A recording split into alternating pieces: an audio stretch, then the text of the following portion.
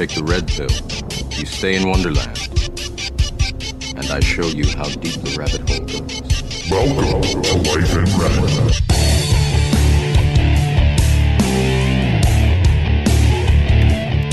Episode 7, the Life in Red podcast. What is up? And finally, after a long wait and many tries to get her on, Casey Morrison, welcome to the Life in Red podcast. Thank you. Sorry for all the... Casey, you are interesting in the fact that you are a nurse at the Ottawa Hospital. You think so. Thanks.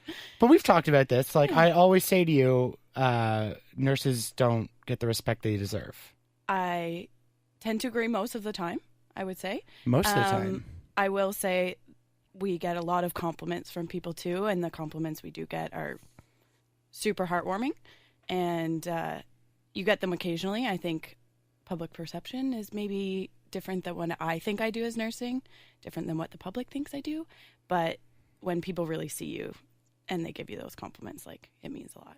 Interesting. So we can go right into it then, because as a public person, so my mom was a nurse, and granted, I don't know much. I knew that she would have to work Christmas every second year. So she'd miss a lot of holidays. I remember her working, without commute, she was working 12-hour shifts, 4 days a week, and she'd get 4 or 5 days off, but two of them were days, 2 of them were nights. Exactly my schedule. That must be hard all in itself, working nights and missing holidays. So when I first started, it was really hard missing holidays. I remember the first time I missed Christmas, I cried and cried the whole night. And it was my very first year as nursing, because I was all worried that I was going to miss my family stuff. But my mom, too, was a nurse growing up. But she worked 8-hour shifts. So if she missed the lunch part of Christmas, then she would make it to the supper part. Whereas I work 12s like your mom. So I work 2 12-hour day shifts, 24 hours off, and then 2 12-hour night shifts.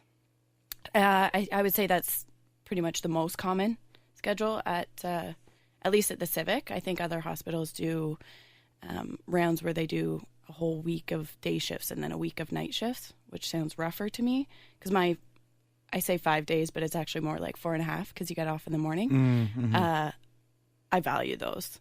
Being able to do groceries on a Tuesday or a Wednesday rather than a Saturday or Sunday. Farm boy's a mess. I really do value that. Do you find there's a distance when you're working, I guess from reality, right? Because the structure, it's 9 to 5, Monday to Friday, you get your weekends. Yeah. Oh, big time. And it's really evident with making plans with people. So just trying to record this podcast with you, and you sent me your calendar. I was like, I don't even know what this is. Mess? I know. It's really obvious when I try and make plans, because obviously a lot of my friends are nurses, so our schedules work. So if I have a friend who's on a different line than me, so she starts her 2 days, 2 nights I start on Monday, she starts on a Wednesday. We have 2 days that we can hang out, or one of us is post nights or one of us is post days. So you're exhausted pretty much no matter what. So you're really busy. So it sucks trying to make plans with nurses, but then making plans, my best friend works Monday to Friday. So obviously she wants to make plans if we're doing a day-long thing on the weekend. So we'll look at my schedule. And the reason I have such a crazy schedule like that is because I have weekends booked in November, because I'm working pretty much every other weekend or part of every weekend, but then I might have 3 weekends off in a row. It's really variable with that schedule. Yeah, and then if you do switches, then you're all over the place, which I do a lot of switches. So I would say it's a really good schedule for me, because I am okay with the shift. I like the variety of mixing days and nights, because it's a very different job, even though it's the same job. But then I also sleep well during the day. Yeah. And the biggest complaint of people that work nights is obviously not getting any sleep beforehand and just being a zombie. And if they have kids, oh my God, I can't even imagine if I had kids. I remember when my mom would be off a night shift and she would be sleeping, it was quiet till 2 p.m. We were tiptoeing around the house. Or you'd hear about it. You'd drop a little, you drop something in the kitchen in the sink. Everyone freezes the whole house. Oh my God. You don't hear her move. You're okay. Yeah. Go backtrack a bit, because I didn't even ask what, your nurse, where do you, I don't know what the, is it what type of nursing kind of thing? That, or what floor? So I work at the Ottawa Civic Hospital, just down the road from here. And I am on the vascular floor. So you have your own little I'm wearing team my jersey. sweater. I know. I was supposed to come straight from work, but I didn't, so I thought I'd rep. I'm wearing my my nursing sweater, if people are wondering what we're talking about. I work on the vascular surgery floor, so patients that are before or after. Oh, now we're urology as well. We just picked up vascular, urology, and ENT, so ear, nose, and throat. The majority of my career, I worked vascular, though. So patients that are pre and post surgery. So a lot of people think I'm like in the OR or something like that. I'm not. I send them to surgery and I get them back from surgery. Usually, sometimes they don't have it.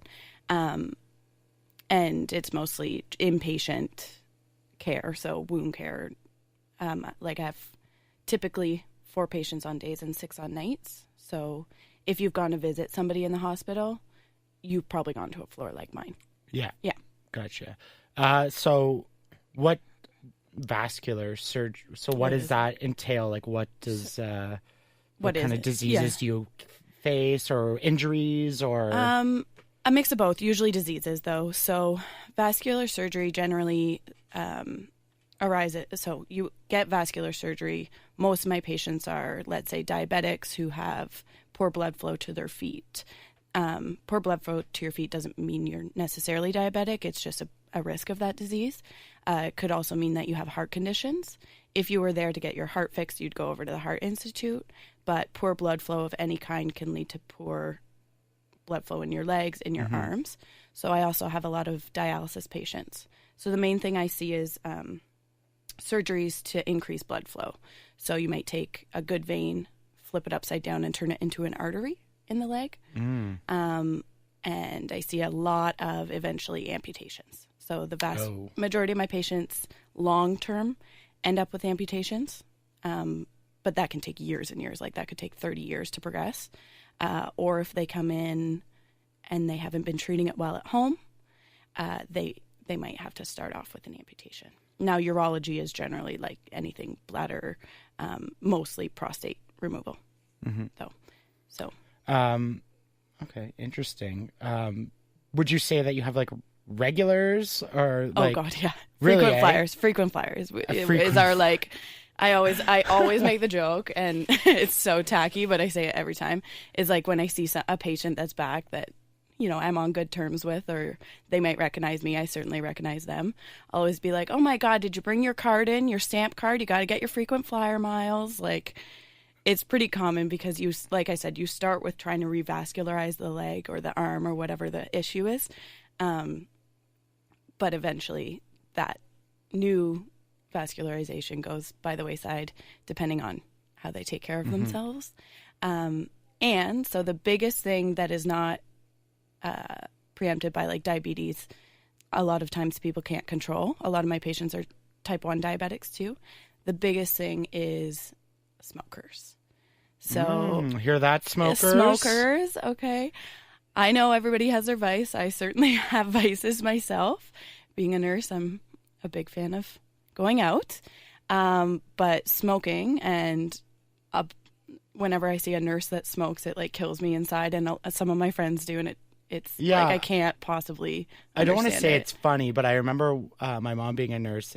She smoked at the time, and when she said it was quite popular. common. Yes, you're right. It was in the 90s and then, early 2000s, and probably earlier than that it was. But you obviously know the dangers of this. Yeah, that's what kills me. You kind of are like, I'm just going to ignore that. Like, whatever, it won't happen to me. Yeah. Or they know that it would, and then all they would say is like, oh, well, if it's me, just like pull the plug. I'm like, it's the same as people who tell you like, and nurses and doctors do it all the time, like eat healthy and work out, and then like get a lot of sleep. And then as nurses, we generally have like 15 minutes to eat in our 12-hour shift. We go home and drink a glass of wine and get 4 hours of sleep. Like nurses are pretty terrible when it comes to like healthy lifestyle. Yeah, do as I say, not as I do. But then you have those 4.5 days where you can totally recruit. And a lot of my friends are really healthy and like work out all the time.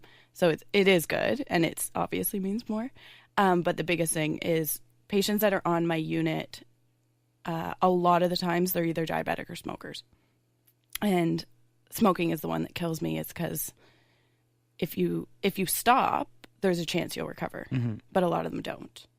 So it's pretty rough. And some of my the staff surgeons will tell you, like, I will not do surgery on you unless you stop smoking. And it really helps a lot of people too, right? Because everything gets healthier when you stop smoking, obviously. I think everyone knows that. It's just like easier said than done, which I understand. I've always wondered that because I don't think I've really had an addiction before. No. And then you hear people that it's like it's mind over matter. Like your mind basically can help you get over things. And I'm not talking about anything else at this point other than cigarettes. But I mean, I don't know about you. I've tried cigarettes before. Of course. We're both from small towns. Yeah, so I smoked a pack in one night, and I'm like, oh well, I'm a small towner. I might as well try. I tried the next day. I was like, this is gross. Like, pitch it out and gonna puke. I was like, I can't. Oh yeah, I certainly remember trying them and like my eyes watering and being like, guys, I'm cool now. I'm cool now. Yeah, right. Yeah. That's my favorite unpopular opinion. Smoking a cigarette totally makes you look cool. Oh, it's so annoying because I don't agree, but it looks cool in the movies. Right? You're like, if it didn't smell so bad, I would definitely agree. Just think of the hate it. Not when you're going to kiss somebody and they have yellow teeth and going back to what your actual job in a daily life as a nurse is versus what we see. I think we, as like the generality of people, you either only experience nurses in really two ways, unless you know them, is you were in a hospital or someone you loved was in a hospital, or two, you watched Grey's Anatomy or House or some doctor show. Dear Lord, I know. And I remember asking my mom, I was like, how close to like real life is this? Do people actually like sleep together? But the point of even those shows is there's still no focus on the nurses, right? Like something goes wrong and like the doctor's just like, get out of the way, or they're yelling at them to go get something. Right. I assume that's not necessarily the case. No, don't get me wrong. Obviously that happens in emergencies. The sleeping together, right? No. I think a lot of people still visualize it, and back in the day it definitely was, as a hierarchical thing versus colleagues. Some of the doctors that I'm getting orders from are like 3 years younger than me at this point. And I'm kind of like, what am I doing with my life?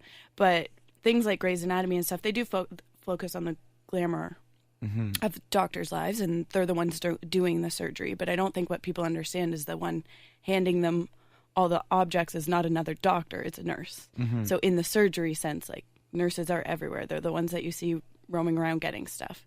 A nurse to me is what I like to call team get shit done, right? Like, I like that. And a lot of businesses have this, where the grunt, where there's people who just make it happen and everything runs smoothly and no one knows the wiser. But that's because there's just people who get shit done. Okay, I love that. There's the stars, there's the stars. But there's the people who make it all happen, so they just walk into work and just go, look at me, and everyone's like, oh my God, look at him, and then... For sure. So I love that you said that, because there's like a number of things that tie into that. So I think a lot of people don't understand how seldom you're going to see the doctor, because they see TV shows like Grey's Anatomy, and one of my favorite memes in the history of the world is like this nursing meme, and it's 3 doctors in Grey's Anatomy getting a patient up to walk him to see how he's going to walk. And every physiotherapist and nurse in the world was like, what the hell? A doctor has never walked a patient in my entire life. I've never seen a doctor. They go to you and they're like, can the patient walk? And you're like, no. I've never once in my life even seen a doctor walk alongside a patient. The average patient, I don't know where I got the statistics, so like don't hold me to it. But fake news. I know, fake news. I know. It was bound to come up. The average surgeon, after surgery or before surgery, sees their patient for 2 to 5 minutes per day. And that's the resident that's under the staff surgeon, not the actual surgeon who you're like, oh, I'm under Dr. Forsyth. Like, it's the resident that works underneath them. And I think a lot of people are under the impression, I saw my surgeon in clinic, I'm going to see him the whole time I'm here. Well, he's busy doing surgery pretty much all day, every day. And I say he or she. I just happen to have mostly male physicians on my staff team. But So I think a lot of people are under the impression that doctors do so much. The other thing that I really liked about Team Get Shit Done that you were saying is framing the way that you get orders from doctors. Mm-hmm. So very, very often, like I said, some of my doctors are a little younger, or they're like R1s. So they know what they learned in school, but they haven't necessarily worked on a vascular floor. When I was new, I was like, tell me what to do. I don't know what to do. Mm-hmm. And I think everybody feels like that. And doctors feel like that too. And I think everybody's like, oh, you're a doctor. You know everything. Tell me everything. Tell me what to do. Mm-hmm. But that's not the way that hospitals work. I work alongside doctors. I work alongside physiotherapists, PSWs, everything. Like, nobody works for me, and I don't work for anybody. It's a team effort. Oh my God, it's such a team effort. And I do think my unit especially is amazing for that. But like, for things like getting orders, like I said, the doctor rounds on the patient in the morning for 2 to 5 minutes, and then they're gone for the rest of the day. Sometimes they come back in an emergency, or like if there's a special circumstance, but I have to talk to them on the phone and tell them what I'm seeing, what the issue is. So if they're going by my judgment, my nursing skills, my observations. So you'll frame something like, hey, this patient's in pain and doesn't have any painkillers ordered. Do you perhaps want to order some? You don't go, hey, my patient's in pain. Like, you always, I don't know, I find myself always offering the solution and being like, is that cool? Is that your idea? Maybe you should tack this on. Or, like the occasional time I'll tell them what I want and then ask. Like frame it like, I'm going to do this. Is that okay? I've heard my mom say that too, where because like, I want to write the orders. Yeah, like you said, the doctor has so many different patients and stuff. Yeah. And you're the one who's actually there seeing what's going on. And you know them a lot better, most likely. I'm there for 12 hours. Yeah, exactly. Yeah. Like, there's probably a relationship for most of the part. Yeah. It's probably just easier for them to go, yep, go ahead. Mm-hmm. I know that's something, even in my profession, like my boss and I talk about it's don't just come with a problem, come with a solution or suggestions. And you're just like, can I pick A, B, or C? Here's what I thought. And maybe they're like, no, do D. Yeah. But like, at least you thought about the problem. Yeah. And it's funny. I'm going to hate on millennials for a bit and younger kids. Yeah. Maybe you have the same experience. I think we're millennials, though, aren't we? Yeah, we are. Which, we're the kills upper me. Class, I would say. Upper class, okay. Yeah, the upper echelon. I know, somebody told me that the other day and I was baffled. I didn't know. But I find, especially hiring younger people, is they for sure do not do that. They just go like, I can't find this. And you're sure like, I'm sure I was the same way. I don't remember being that way. You think it's something you learn more rather than just have or pick up? Well, maybe when we started, or like people that are older than us, I don't know how to find this. Tell me where to find it. Not just, I don't know where to find this. Or how about, okay, so maybe a poor example, but like a problem. You encounter a problem. If I don't know how to deal with it, like ask. Yeah. Rather than give up. You wouldn't come with like a suggestion. You wouldn't come with like, oh, I would. I learned this in school. Yeah. Even though I don't know if it's the same with nursing, but. We actually have an acronym for it. Yeah. What's that? Or a mnemonic, whatever acronym. It's called SBAR.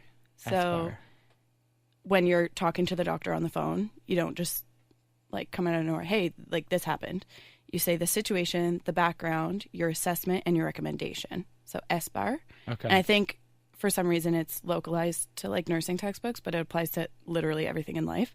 So this is the situation. The patient's bleeding. This is his background. He's on blood thinners. My assessment is he's bled a lot. My recommendation is we should stop the blood thinners. Get a Band-Aid. Right. Or like do this or that, transfuse, right?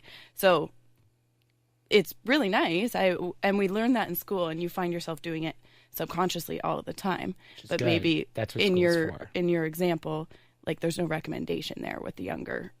Yeah. With younger nurses even too, because maybe they don't feel they're confident enough to make that recommendation. Maybe that's what it is. But I just know that's a big problem, and like people expect me to, or like they're superior just to solve the problem, right? Or just tell me what to do. Mm-hmm. I'll go do it, which is great, good attitude, but like, and that's good if you like work in the military. Tell me what to do, but not if you're like expected to do certain things. Mm-hmm. If you work at McDonald's and you are taking orders, it's good for somebody to tell you what to do.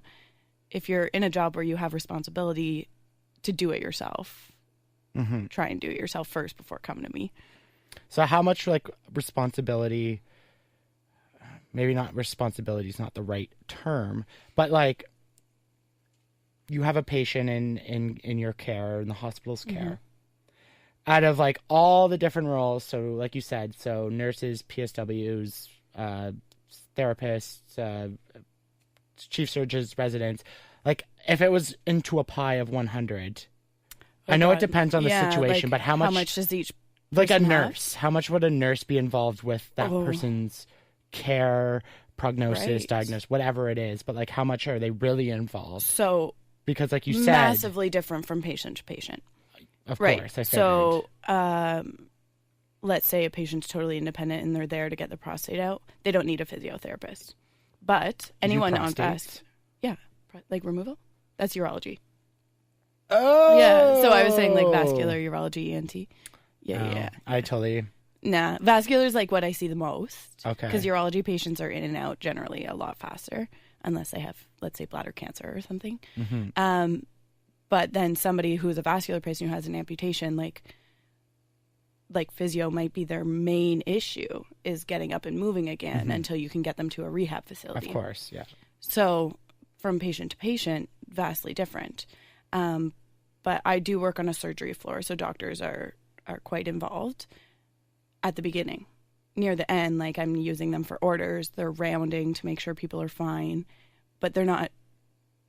If the patient's progressing properly, like they're not doing a whole lot, nor towards the end. We're doing all the dressing changes. Like I think a lot of people think doctors do more day-to-day stuff. Do the dirty stuff.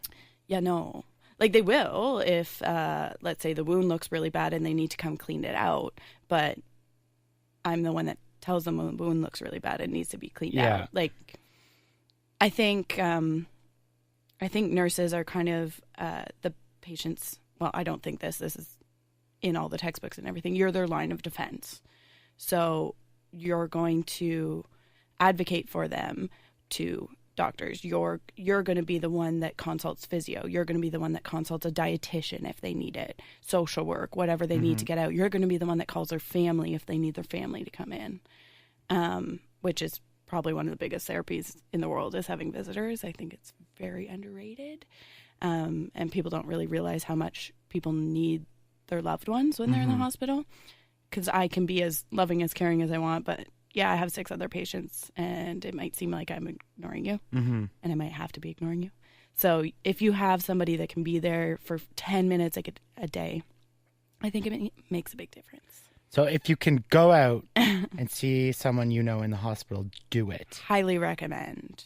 Bring them food because they're going to complain about the food. Are you allowed to bring food in? Yes, I know. Everybody. So you need like a checklist of like the do's and don'ts. Okay, I can give you a checklist. Yeah, give me some do's and don'ts. Okay. Well, I mean, don't be a jerk to me, obviously. Okay. Don't expect that you're going to see the doctor when you show up and that the doctor's going to be on the floor. Huge common misconception is that there's a doctor around. And it's not that I'm being a jerk and like don't want to call the doctor into your room or saying he's too busy. Like he or she is literally not around. They're probably in surgery scrubbed, or they're in the clinic, or they're post-call, so they're at home sleeping. But there's like 20 doctors and none of them are on the floor at any given time. And if they are, they're there for one specific reason. It's very difficult to get FaceTime with the doctor. So don't expect that you're going to. And a do is, if I tell you like, okay, the doctor's going to come up and see you, have a list of stuff you want to, because everybody has, I think we're all like guilty of it when you see somebody you wanted to talk to them about something and then they leave and you're like, crap, I forgot to ask them this thing. Have a list of stuff you want to ask them, and utilize your time the best. Do bring food. I think it's really comical, actually. So people get calls after they leave the hospital, give us compliments, give us complaints. So the complaint section, 95% of the stuff is that they didn't think it was very clean and that the food was bad. And it's like 90% of them is that the food is bad. And it's a running joke. Everybody knows. Yeah, they don't like the peach cups.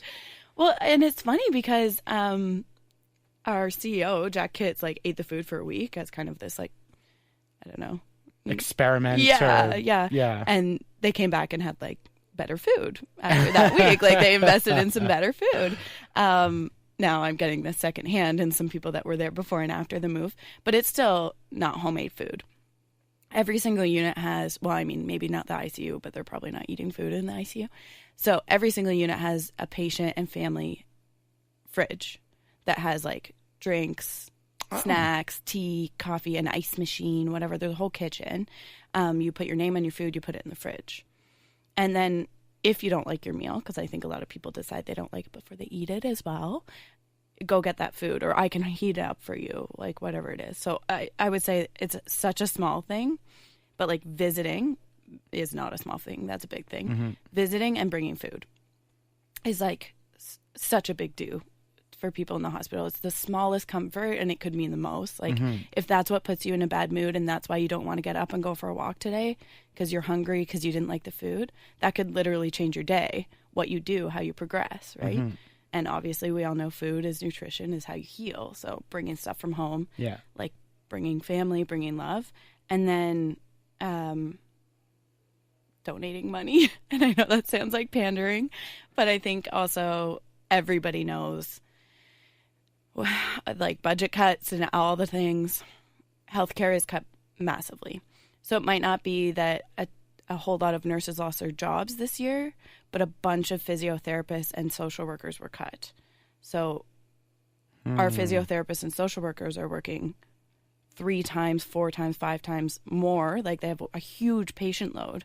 Well, then obviously not all of those people are going to get seen, and that's going to fall on the nurse. Or the patient, or the patient's not going to get something.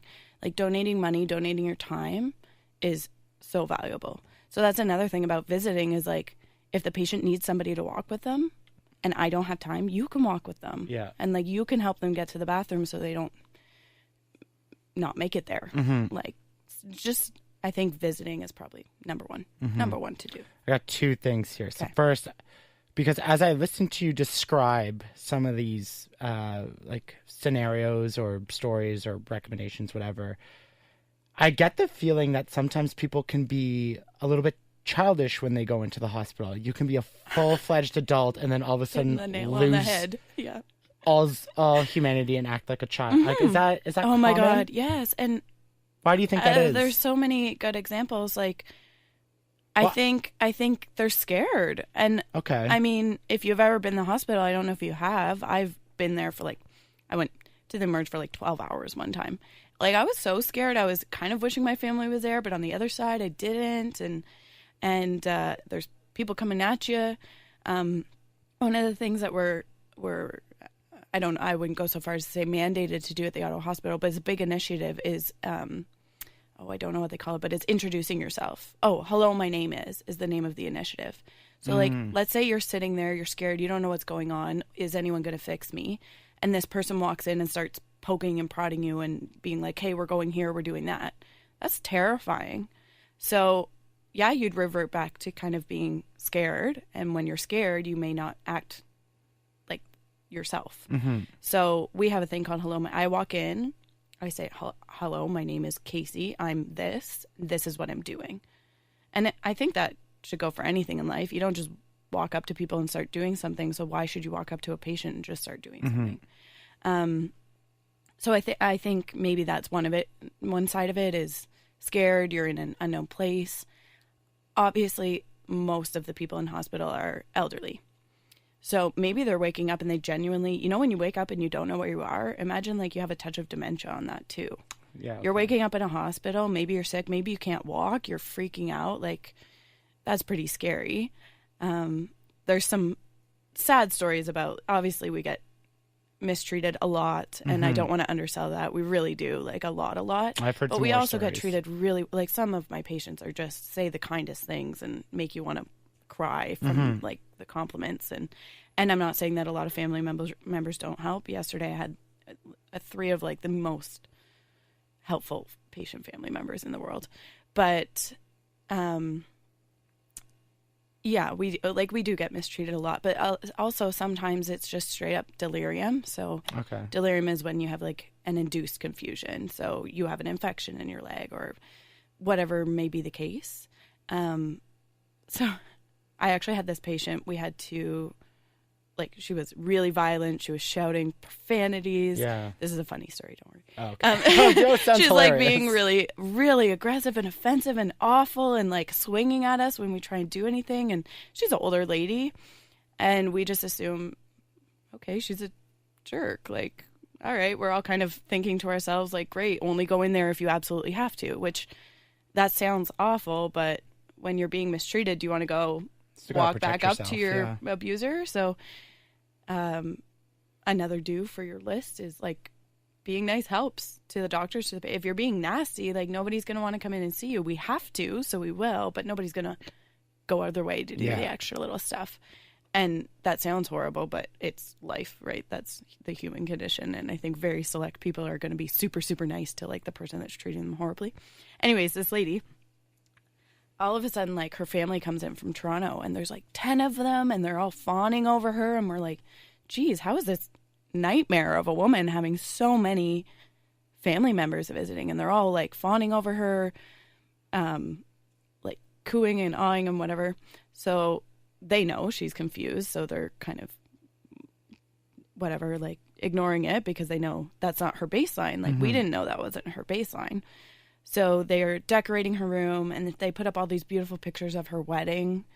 And another do, I think it sounds so silly, but like bringing in mementos for people, a picture of you and your family goes a long way. And it helps me to see the patient as a person and not my patient that's sitting there in a hospital gown.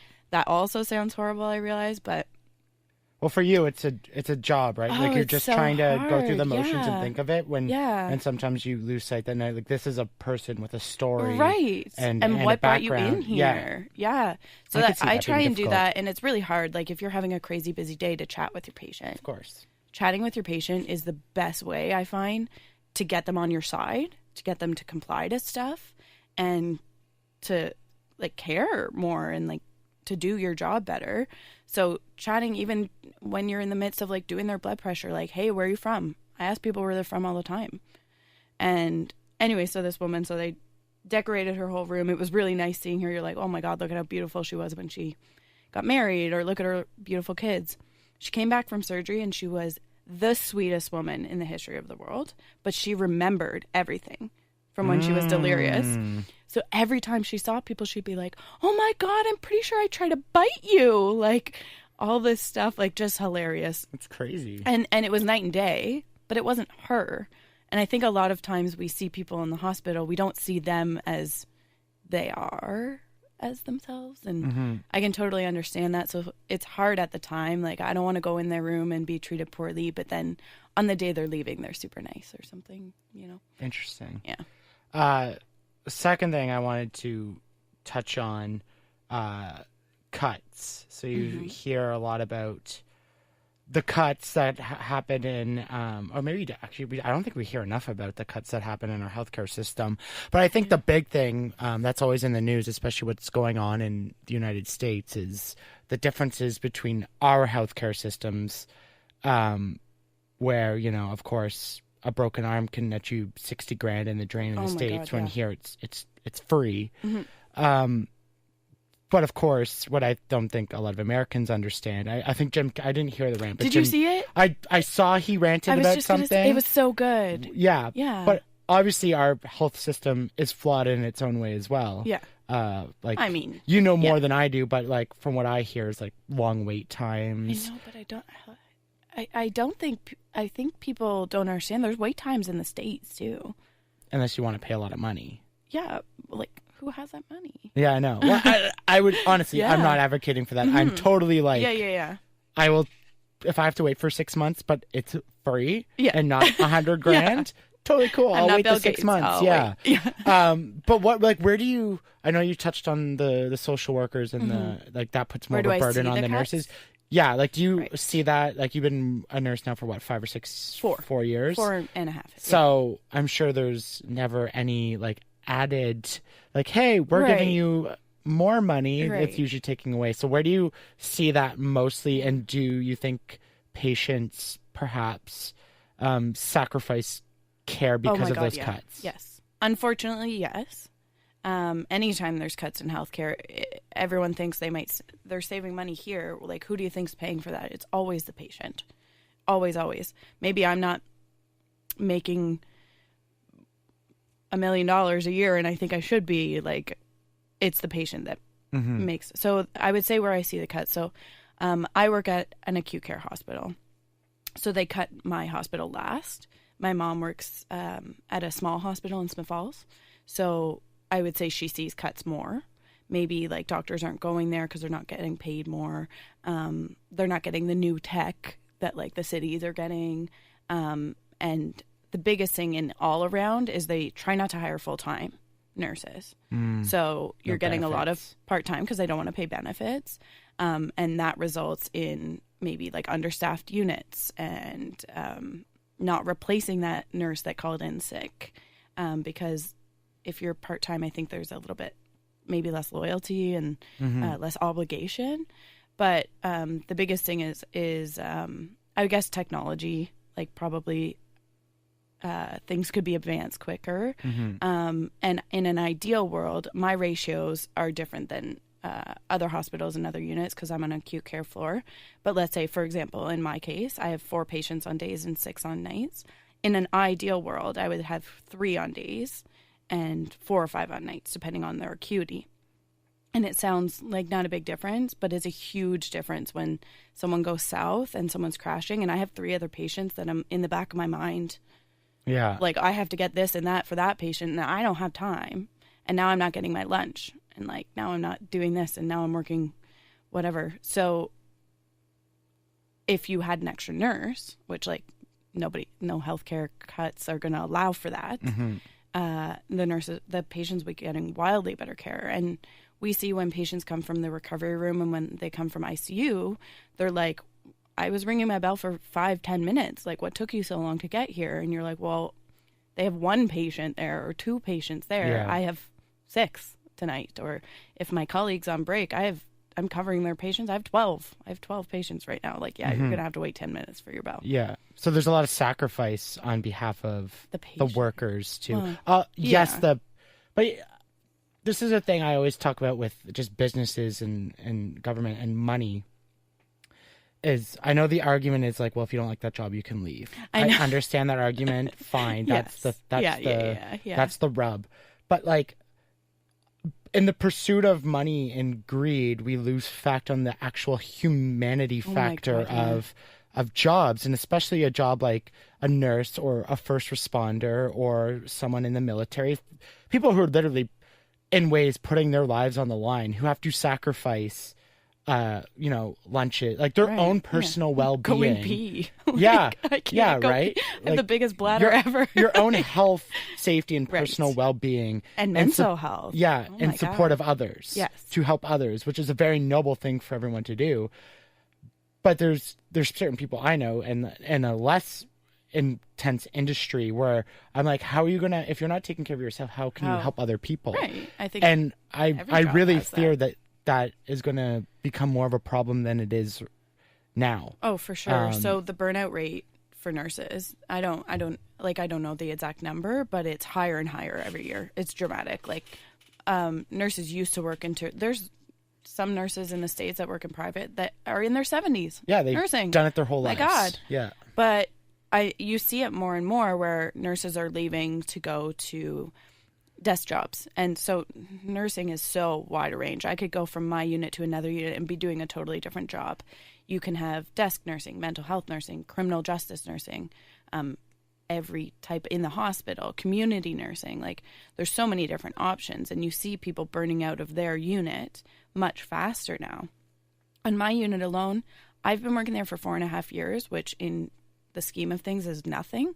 I'm like mid-level seniority on my unit. Like, I'm pretty high up on the totem pole.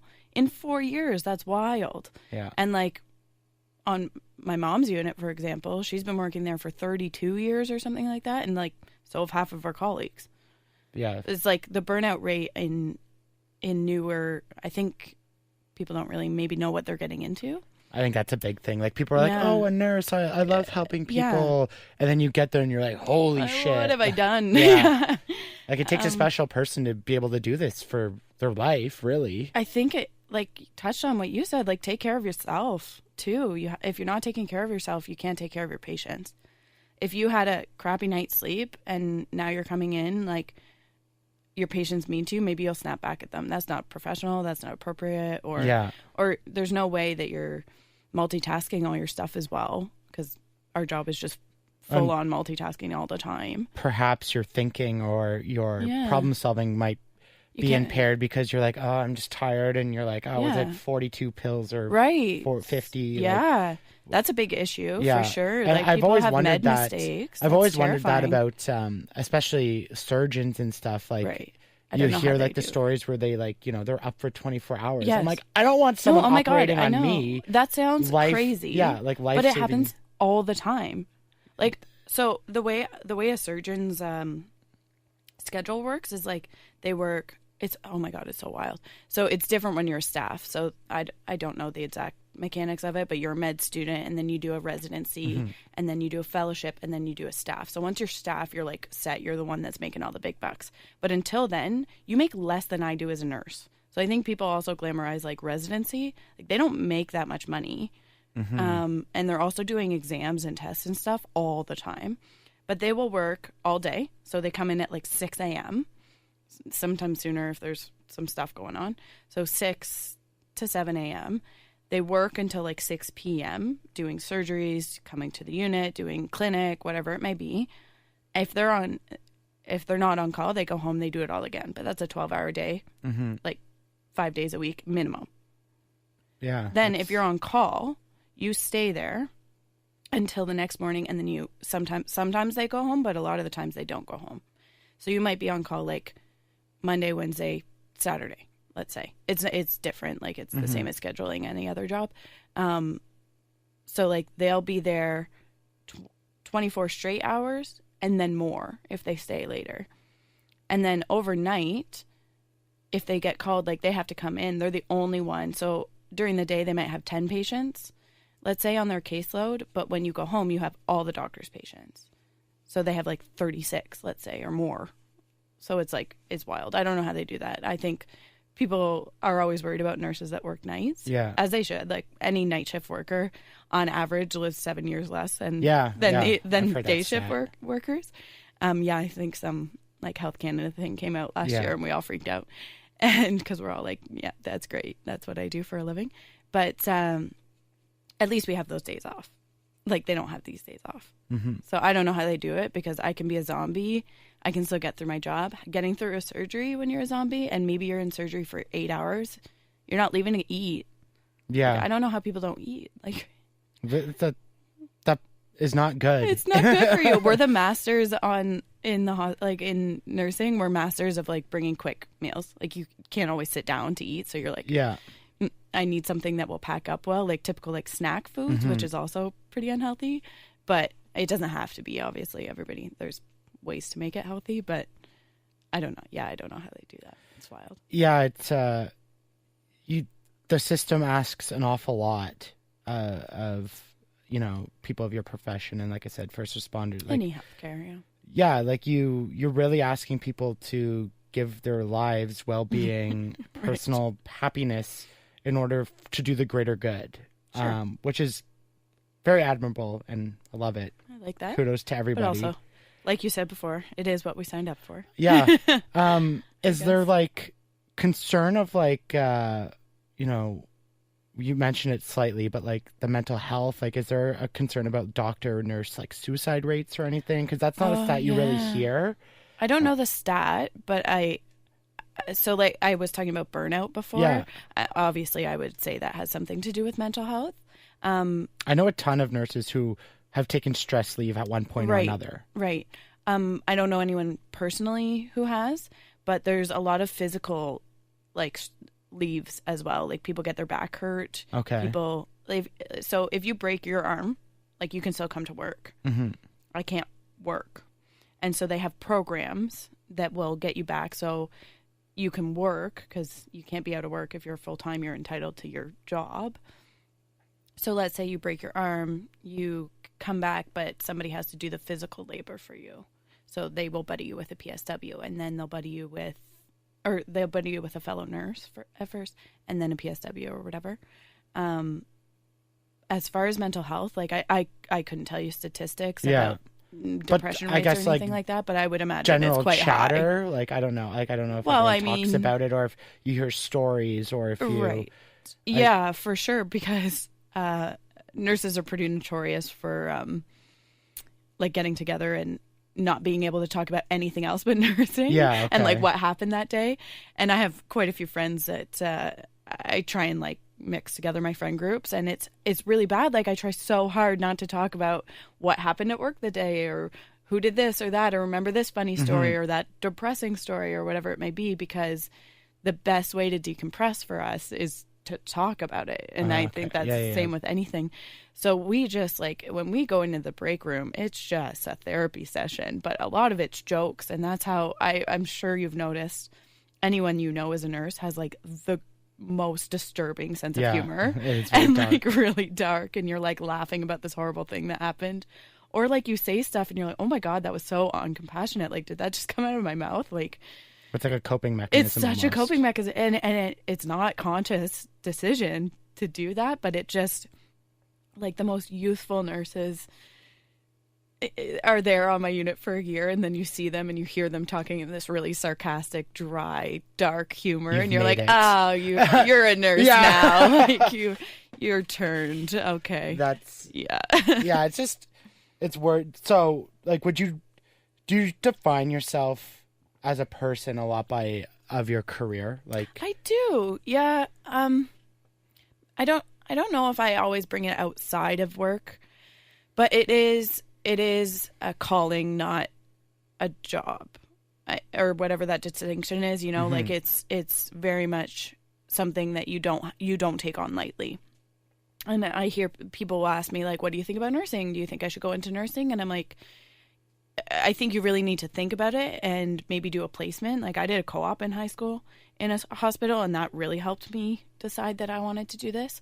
Or if you know somebody that does it, there can be all different types of personalities, but in the end, like you do define yourself as a nurse because it changes who you are. Mm-hmm. And like maybe you were always that person, and now you're bringing it into your profession, and that's great.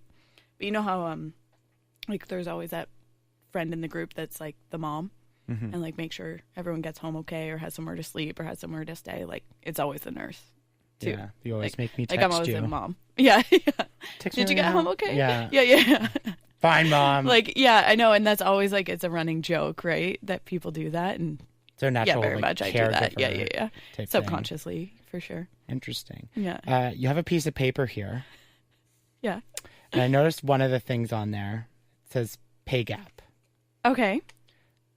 Just so everyone knows, like I was really nervous to do this interview because I'm a huge fan of Ryan. It's a conversation. We're talking. I'm a big fan of Ryan's podcast, and that sounds like I'm just complimenting you because I'm looking at you, but I listen to every single one right when they come on. I subscribe.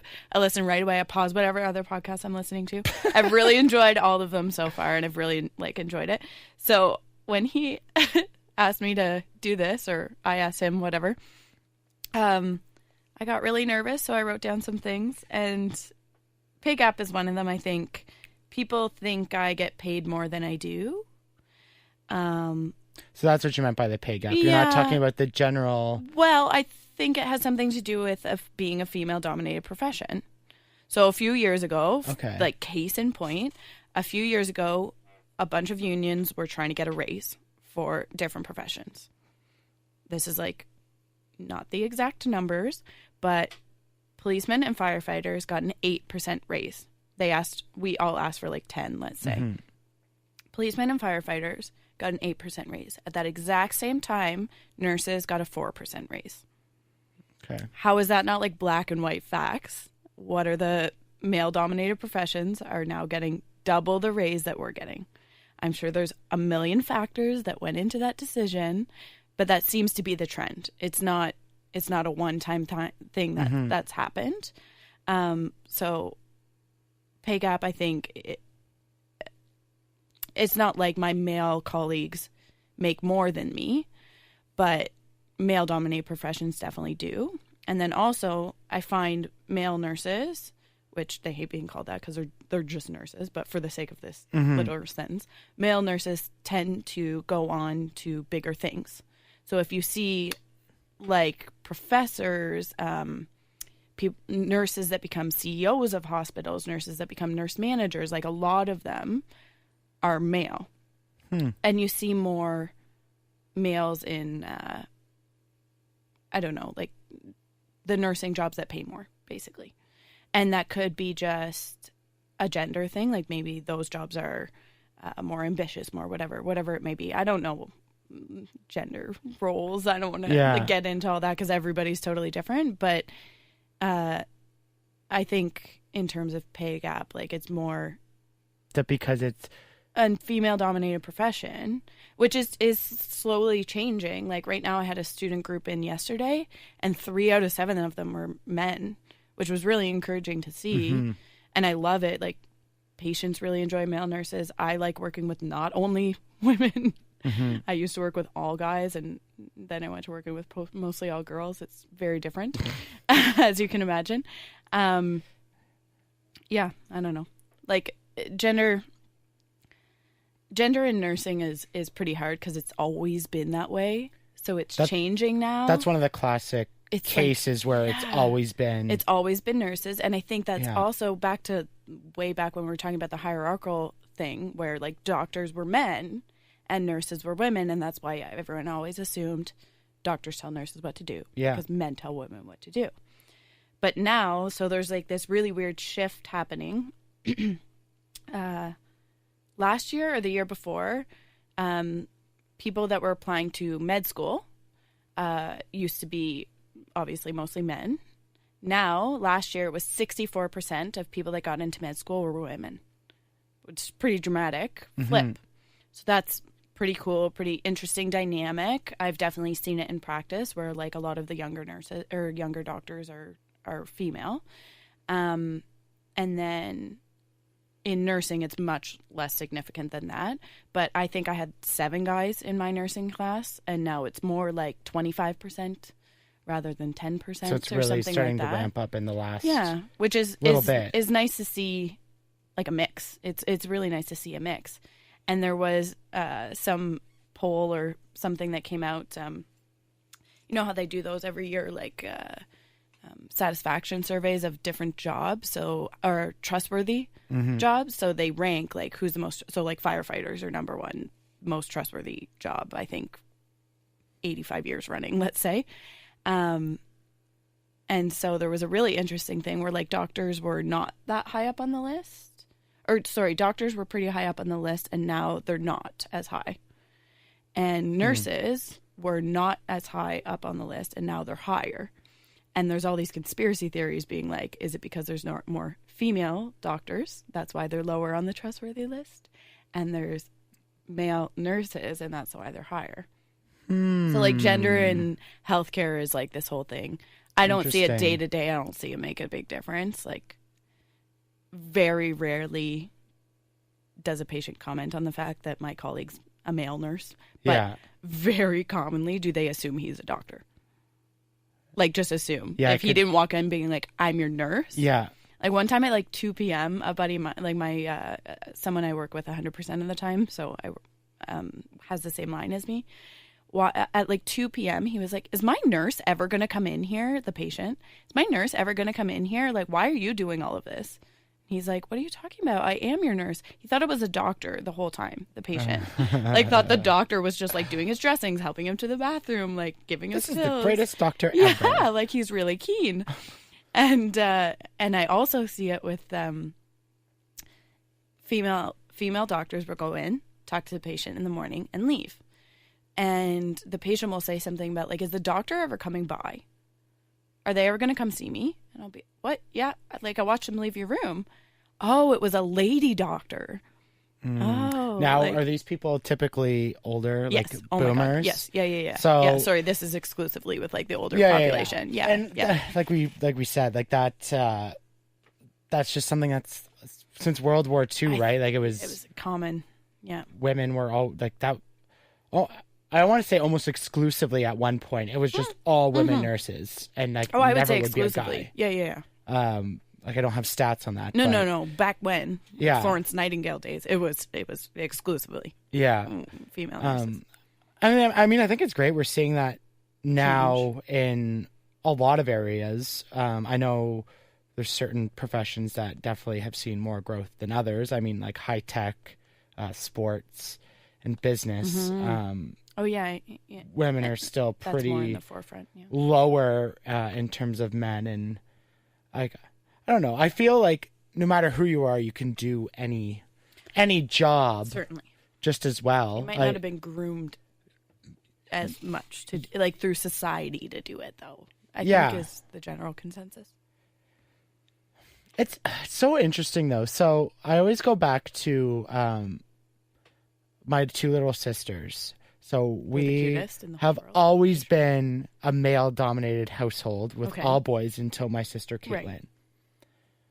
Like, you don't even have to tell her she's going to play with dolls. She's going to want to dress in dresses. Okay. She wants to watch Barbie. And, like, there was never anything done or given to her like because your of parents that. didn't tell her to do that. Is no, that like, what you're saying? Yeah. Right, like if sports are on, she's like, no. I want to watch princesses. Yeah. Right. And I'm not an expert in the field, so I never know. Yeah. But, like, I truly somehow believe that like there is something etched inherent in our biology that tendency wise, generality wise, that males lean one way more and females lean another way more like I said, as a tendency. Nothing is ever set in stone, black and white. I agree. I think that I think women are more prone to want to be nurses because they want to help people. Also for sure, and it's hard to say that. Like you said, it's not black and white. It's not for sure. Nothing's ever black and white. I definitely, I think he would probably hate, he won't listen to this anyways, but my little brother, I think, would be the best nurse ever. I don't know why. I just like have this vibe that he would be so good at it. I think he would really thrive. Not that he's like particularly like super caring. Yeah. Not that he's not caring, but you know what I mean? Like I just think he would really thrive in the industry, but he like scoffed at the idea. He would never consider it. And I think if you told a girl she would be a good nurse, she would never scoff at that idea. But telling a guy he would be good, just because it is considered a girl job. Yeah, there's the same as definitely still the perception for a lot of guys that is like a girly job to do, or the assumption that because you're a male nurse, you're gay. Like that. I mean, when I was in school, that was the case for most of the male nurses that were there. But now, I wouldn't say that's the majority of the case. But also it was seen as a feminine job. Yeah. So who's leaning towards those jobs are females and gay men. So now I would say that's not the case. And I like that it's mixing. Like I like how gender roles are happening these days, how it's not expected for you to like princesses and like you were saying, like all that inherent stuff. I think it's not beat into children as much as it was. No, yeah, definitely not. And not, I mean, in your family, maybe it was different, but in mine, like at my mom's baby shower, like I got pink dresses or what, people didn't buy me action figures. They bought me princesses. Yeah. I mean, and that's not that they were trying to like beat it into me. It's just totally what everyone did, what you do. Like, so I don't know. I think that's changing, and I like it, and things are becoming more neutral. And yeah, I love it. I'm definitely in favor of I've always believed just like let whoever do what they want to do. Yeah. So if a little boy wants to wear a dress, like, okay, whatever, go ahead. You want to do that, which is fantastic. What I don't like, and I have issues with, is when people, so like the parents, kind of guide them down that way, if that makes sense. Or so I know there's like a big thing right now, and I listen to both sides of the argument because like I'd have no clue, but like children that want to say like a tomboy, for instance, right? Yeah. You were just I was a tomboy. You're just a tomboy, but in some cases now it's like oh, she's a lesbian or wants to be a boy. And then they put them on like hormones and starts talking about transition. Right. And then that's all of a sudden, that's all the kid knows. I don't even think that's just like, maybe the whole transitioning thing is new. I was a tomboy. I think being a tomboy is nothing new. No, absolutely God, not. No, that's no. I loved sports, and even nowadays, not that I'm not big into sports or anything, but I like wearing boys' basketball shorts and like I'm comfortable. Not dressing up and putting makeup on and doing my hair. Obviously, I do those things because I also like to look pretty or fit in. And like, I think we should also move away from the term tomboy eventually. But what I'm saying is like, in some cases now you see it with society and the more accepting that some very progressive parents, like, so they're like, if they're a tomboy, they're automatically a lesbian. But they kind of like, oh, she really likes guy stuff. She must want to be a boy. Right. So I like guy stuff. I don't want to be a guy. And like that, but that in some cases, in some parents, there are some stories where people are pushing their kids through that and like starting hormone therapy before the age of 10. Maybe too early. Before the child actually makes the decision. So tough. And I have this point in everything. Like my parents registered my siblings for a Catholic school. And I was really against that because I'm like, look, if they want to go to church and learn about that, that's fine. They've made that choice. I don't want people being brought up in a certain way or avenue or linear structure where it's like this is all they know or this is all they're taught or said. I really want them to seek things out for themselves and learn. I mean, it's all with kids you have to give a little parenting. push and and I went to Catholic school. It's so hard for me when it's like you don't tell someone else how to parent their kid. No, and I get that, fine, but I'm just like, sometimes I see it, I'm like, ah. But a lot of people, I would say maybe accurately, maybe not so much in Canada as in the States, but just say basically Catholic school is cheap private school. So like, in a way, and my parents said it's a much better education system than the public one. Literally the only thing was different for me was I had to wear uniforms in high school, which I loved because I had no sense of fashion, and nor did I want to pick out a different like clothing every day. I loved it, and everybody modified their uniforms and everything, but generally speaking, we all looked pretty much the same. And then that you had to take religion every year, and if you're somebody who doesn't buy into that or was not raised with that in the home, like that's not touching you. It's just like something you have to do. It's like if you hate English, you have to take English every year. Too bad. So I don't think that's gonna really like affect people too much. As long as they're not like converting them or something. Yeah, at least in my hometown, the people who were in Catholic school were, by the time they reached their teens, were like more against Catholicism and religion than like someone who just like me who went to public school and never had to deal with it. Like I tried to learn about it and I'm like that, but like when it's brought into you and like it's in your face a lot of those people were like even more against it than I was, right? Yeah, no, I would say my high school was very much full of those people. And that could be a small town. It could be, I don't know what it was. I think a mix. But I think anytime like a teenager is getting something drilled into their head that they didn't decide they like, they're going to be all angsty about it, right? Yeah. Like no matter what it is. In this case, it happened to be Catholicism. Don't tell me how to live my life, Mom. Like I think that's a big problem with the education system in general. Right? Like you're not engaging people. I know I wasn't really, unless I really loved the class, I wasn't engaged. I just would zone out, not care, just try to get through it. Me do homework? Yeah, no chance. Like I was like that for math class. But it's like, we tell you this is what you need to know, so you learn it. And it's like, that's not fostering growth or creativity or helping people succeed in a path that they might be better at. Like there are some people who are better with numbers. There are some people who are better at building shit or fixing stuff or being a nurse or talking on the radio. Everyone has to kind of learn the same thing. And I get the basics. Like there's certain things everyone that should know. And like life classes. I think. Well, that's always the common argument. Remember in high school, like home ec was like something that only. This is going to sound so terrible, but like only like the dumb kids did. I did home ec, so let me preface with that. I loved it. I did. And I was a huge nerd. It was just and I took credit. all the like huge nerd classes and everything, but it was an easy credit. But like in the scheme of things, it wasn't a friggin' easy credit. That's your life. Like home ec actually mattered. And like anthro, sociology, psychology, that class. I don't know if you had it. I took it, yeah. It was like ASP or something. Triology. Is that yeah? We call it triology. Yeah. So we had that, and like that class is the stuff maybe that like actually helped you in your future rather than knowing trig. Like I took all the hardcore math, hardcore like science things. I don't use them in my day to day. I'm terrible at math now. I can do the basics, the addition, subtraction, division. Like I'm good at that. Even then, I'm not as sharp as I used to be. I used to work with cash without an actual register where I could type in the change. So I got really like, yeah. But I just find as we have this uniform, and it's like, this is the curriculum, teach this. Like, it's not, like, people aren't interested. And I think if you could choose more.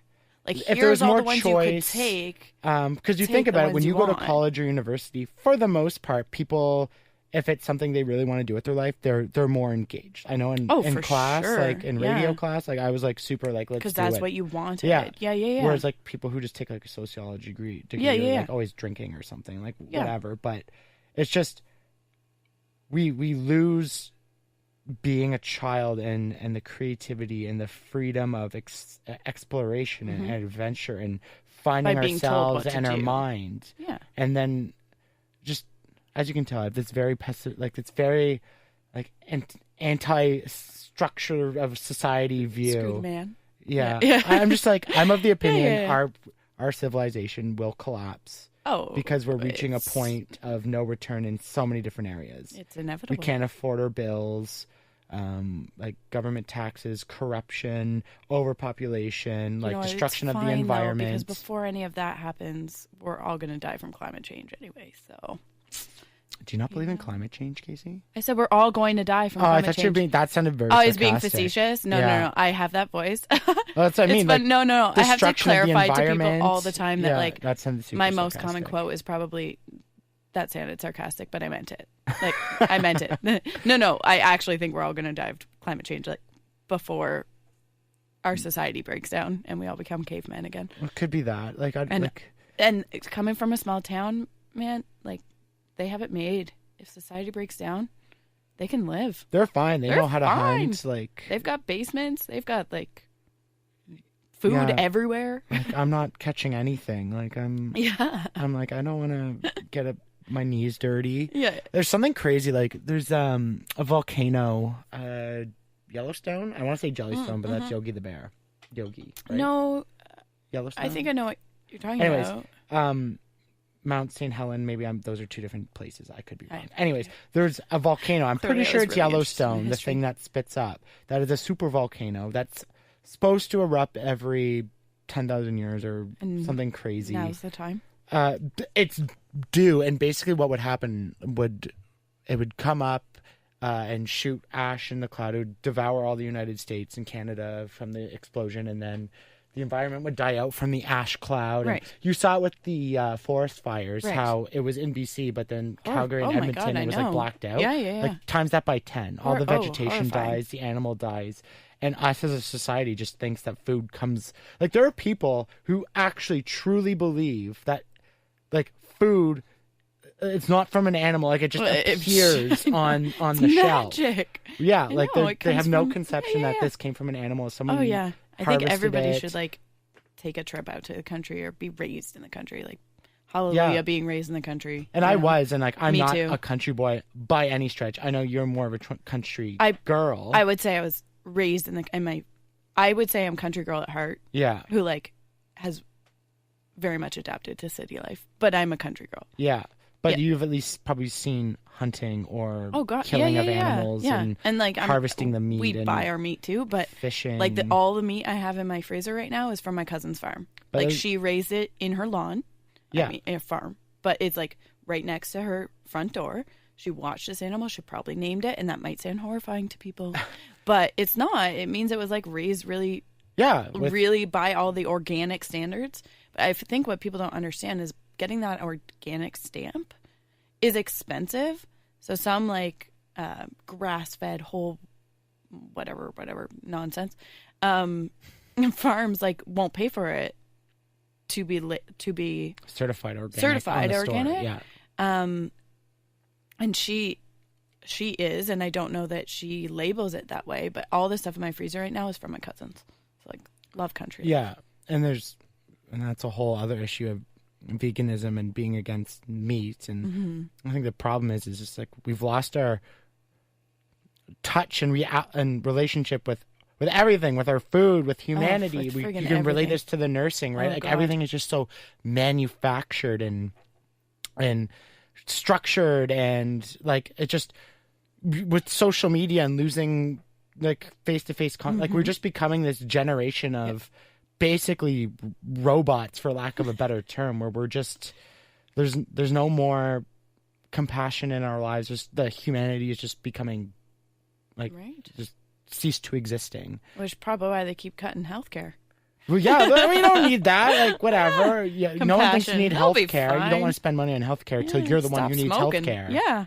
And then, right? Like, all these, God, it's outrageous. That's a whole other quick rant here. And all the boomers who call us entitled as millennials, like, all right, well, who are the people who didn't save for retirement and are trying to rely off CPP and sucking up all our healthcare dollars because y'all smoked, drank, and didn't exercise properly? Yeah. It's on you, boomers. I know that. Tell me what you really think. Yeah, no, I have a lot of opinions and a lot of podcasts to get through. No, that's fair. That's why you're having a podcast. It's a perfect combo. Because I need to figure this all out. You need a vent, man. One thing I want to talk about. Yes. Here, because I know you advocate for it quite a bit. Okay. Is donating blood, and I'm sure you do that, and I will let you get into it. I'm sure you do that because working in vascular specifically, I'm sure you see a lot of transfusions and people who need blood. Certainly. Yeah.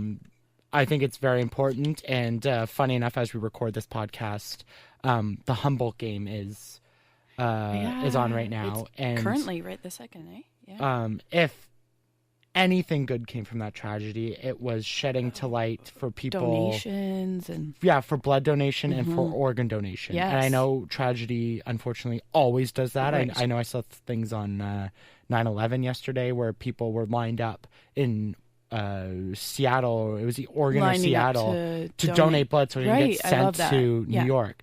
So I mean, it's super important to donate blood. So I think you said donate. I think donating blood is very important, but I think donating organs, I think a lot of people don't because they don't they just don't know how. So it's so easy. It was so easy. I did that literally when your license comes. There's a little piece of paper that comes with it that says like keep this in your wallet. Do you want to donate your organs? And if so, like what are the parameters to that? Like do you want to donate everything but your eyes? Because a lot of people have a thing with eyes, but donating organs, I'm a big fan of, but that's not really something that comes up in social media. Well, just to say, like, with the Humboldt tragedy and the story of that kid, of one of the victims donated his organs. Right. And it caused a huge surge. Yes. So I literally just, like, I think it's Ontario just not organ in donation. The media as much. No, and it came up. I was like, filled out a form. It's like, you're now an organ donor. And like I looked at it as, and I know people are weird, but I was like, I'm dead. I'm gone. Oh my God, I'm not coming back. Like, and like there's a good chance that none of my organs will be able to be donated. Like if I die when I'm 80 years old, nobody's taking my liver. Lord knows it's not going to be in any shape. But like, my skin, like people underestimate like burn victims, like crash victims, anything, like people who are born with like certain disabilities and stuff, whatever it may be, like skin is so minor. What are you going to do with your leg skin in your coffin? Like if you're worried about that, don't get me wrong, there's certain religions and everything that are really like, I'm not detracting from you. I'm not expecting you to do it, but a lot of people are not Muslim and have to be, or Jewish and have to be buried altogether. Like a lot of these people that are not donating just don't know how, I think, that's a or huge just thing, have never done it, or just haven't bothered. And it's so easy. You just sign something. Like it's It took 5 minutes. It literally takes 5 minutes, and maybe you keep long. something in your wallet. Like I just found it the other day. But... No, I signed up to donate when I was like 16. So, but donating blood, I am a big proponent. I'm a big advocate for. Obviously, like you said, I see it every day. Somebody's getting a infusion. I had a patient a little while ago who I had donated on the Monday. On the Wednesday, he went south. Wasn't doing very well. Anyways, he got a whole bunch of blood, and he was the same blood type as me. And then something fun that Canadian Blood Services does is like sends you a little text or a little notification on the app being like, your blood was used. Oh, wow. And they don't always do it, or sometimes I'm sure it's just they say that, but maybe like it wasn't. I don't know if it's just a gimmick or if it's for real. But I jokingly, when I got him back being healthy again, said like, hey, blah, blah, blah. And when he left, he like made this huge show of thanking me for saving his life as a nurse and as a blood donor. He's like, obviously, I know that probably wasn't your blood, but it was really cool. And it was really fun to see it in that context. I think it does a lot for the people that donate as much as, like, for the first little while, I was really exhausted after donating. It really took a lot out of me. I know it's more trouble on women. Oh, for sure. Well, I mean, biologically, as you can imagine. Wait, men and women are different? Oh, you didn't, with blood? That's not what I saw on Twitter. Sorry, I think continue. So nowadays, which really sucks because I was really getting in the line. Like for a while there, I couldn't donate because like I went on vacations, I got a piercing, I got a tattoo, whatever it may be. So like you have to wait, obviously, to donate. So I've actually only donated 7 times, but I've tried more times, and my hemoglobin's been bad once. And then before that, like I couldn't because I had traveled somewhere. So now, like the last time I donated, I was totally fine. I expected to be exhausted. Your body gets used to it, but men can donate, I think it's like 54 or 56 days, and women can only donate every 84 days. That's a rule now. And it really sucks. Like, it really drives me nuts because my hemoglobin was fine every 56 days. Like, but it's a requirement now. I think it should be like a personal choice. Yeah. How often I want to donate, and they can't legally take my blood if my hemoglobin's too low. So I guess they were seeing a bunch of like negative effects in women that were donating, maybe. With like iron deficiencies. Well, I find they have a lot of restrictions. Oh while some, obviously. Yeah, because you. Yes. Have or tried. I can't you have because I have eczema. Oh, in your elbows. Yeah. What? Yeah. I can't even see. Maybe. It's there. And the only reason why is they're like, we can't find a vein. And I flexed. I'm like, look, I see bam, right there. They wouldn't do it. They only go in your elbows, too. They I have a better vein on my forearm. They won't. They'll only go in your AC. Yeah. Which, like, your elbows. So I was turned away, and I was kind of really upset by that. Yeah. So I haven't been back. And that's unfortunate. So, like, you can never donate because you have eczema? Well, they said fix it, but I fix it. I can't fix Isn't it. Eczema? But like you almost can't see it, but it's there. No. And they're like, it'll irritate it as well. I'm like, I don't care. I don't care. But that's my decision. So would that taint the blood, or it's for your safety? My safety. See, a lot of that drives me nuts because I consent. Give me a form. I don't care. My hemoglobin once, it has to be 125 for women. It was 124 the time they turned me away. Are you kidding? I'll sign anything. Yeah. I don't care. Like, let me donate. Yeah, and I think a lot of people are of that mindset who try and then they get turned away and then they never come back. That's one of the biggest issues I have. I have a colleague that I work with who's been in a loving, committed relationship for years. Yeah, they need to fix that. He's a nurse. He's healthy. Has nothing, like no smoking, no diabetes, no anything that would turn him away besides the fact that he's gay. And they have to test it for HIV and stuff. I know. That's what drives me nuts. Like, and the other thing, like, who's to say that I, as a straight female, have a lower chance? I don't know why they still do not have. It's haven't so brought that annoying. Back. And people on social media are like reaming them out about it. Every time I see a post about like calling for donations, everyone's like, "Well, screw you." Well, that's always a huge problem. They're always like, "We're in urgent need," and like, well, you have people who are willing. And you're like, it's no. so hard. It's very frustrating seeing it from the other side. Oh, so like putting this into a nursing perspective, we used to transfuse people whose hemoglobin, these numbers won't mean much to you, but let's compare them.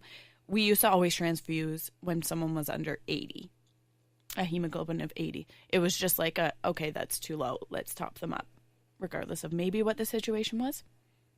Now, because blood banks are so low, we've gone down to like, we don't transfuse if someone's gradually going down until they're at 70. So like, unless they drop from like 120 to 80 in like 2 hours because they're bleeding out profusely, like it's significant enough that people aren't maybe getting blood when they need blood. Because you have such a shortage. Well, there's such a shortage. But like back to your point about, it's very frustrating. I still want people to donate. If they can't donate blood, maybe they can donate money. And that's harder to do. Mm-hmm. Easier said than done, whatever. But I really, really, really encourage people to donate. And the thing that drives me nuts is it's so friggin' frustrating. You tried, okay? Mm-hmm. Like, you tried, but I will tell my friends and family about it. Like, I have so many colleagues who are totally eligible and won't. They're just like, I'm scared, or I just never have, or I don't have the time. Like, you're in and out in an hour. You don't have the time. Yeah. Like, really, you don't have the time. I don't like that excuse for anything. For anything. I don't have the time. You really can manipulate your schedule to fit almost anything in, as long as it doesn't eat up a huge amount of time. Maybe not 4 jobs or something. Maybe, yeah. Well, maybe it's anything. Okay, get up an hour earlier, go to work. Just people are very selfish. Well, how does that help me? It's so frustrating, and yes, a lot of people will get turned away, but at least try. Mm-hmm. It's the same as saying you don't like something before you tried it. And I think it's baloney. And that mindset in everything. And especially when you could save someone's life, but you're too lazy, or you're like scared it's going to hurt. It's going to hurt you. They're going to die. Yeah. Like, yeah, it's going to hurt you for 5 minutes maybe. Yeah. And really, like, I've had it done so many times. I'm not going to say the poke doesn't hurt. It hurts. It's a needle. But then it's in there and you don't feel it. Like, it's, I don't know. Just get over it. Yeah. Or like if you're someone who faints genuinely, like, okay, you tried. Yeah. But like, I almost fainted my first time. I'm not scared of needles. It's just literally your body's not used to losing a sixth of its blood. Yeah. And ever since then I haven't. I don't know if your body just gets used to it or something. Like, they gave me some orange juice. Mm-hmm. They gave me some cookies. I was fine. Like, yeah, it's one of the easiest ways you can actually make a tangible difference. Yeah, especially if you can afford to donate money. Like, most of us can't. Yeah. I say this often a lot. I think I talked about this with Dylan, is I think it's so important that pick at least one thing and like go with that. That one charity, that one cause. Mine is mental health. I also donate to CHEO. Good. So those are my two. Sometimes, depending, I might give $5 or $10 a friend here or doing there a run to certain things, whatever it may be. But yeah, if I'm investing my own money, like, it's primarily to a mental health, and then second would be CHEO. But like, no matter what it is, I think if everybody in the world picked at least one thing that they were truly passionate about, cared for, or wanted to make a difference in, and did it, we could easily start knocking off the boxes. And I always joke though about there's a comedian, Doug Stanhope, and he has a special on Netflix called Beer Hall Pulch. It's German. Pulch. Okay. But he has has a bit, and I won't do it justice, but he's basically like, there is a hierarchy of things we can fix. Right. Starving people. Right. That's easy to fix because we have a surplus of food. Absurd. So let's tackle the things we can easily tackle right off the bat. Okay, boom, fix that. Yeah. And then start making our way down the list. And that way we're not... You talked about this in another podcast. Yeah, I think I did. I love this bit because it's so true. Yeah. And then they go all the way down to... And he's like, fucking toys for tots. He's like giving like a new toy for Christmas. Fuck off. Yeah. I laugh every time, but it's so true. Yeah. Like, if... everyone took care of, and each person's, I think you were saying this, each person's pyramid might be different. What I consider first will be different than what you consider first, per se.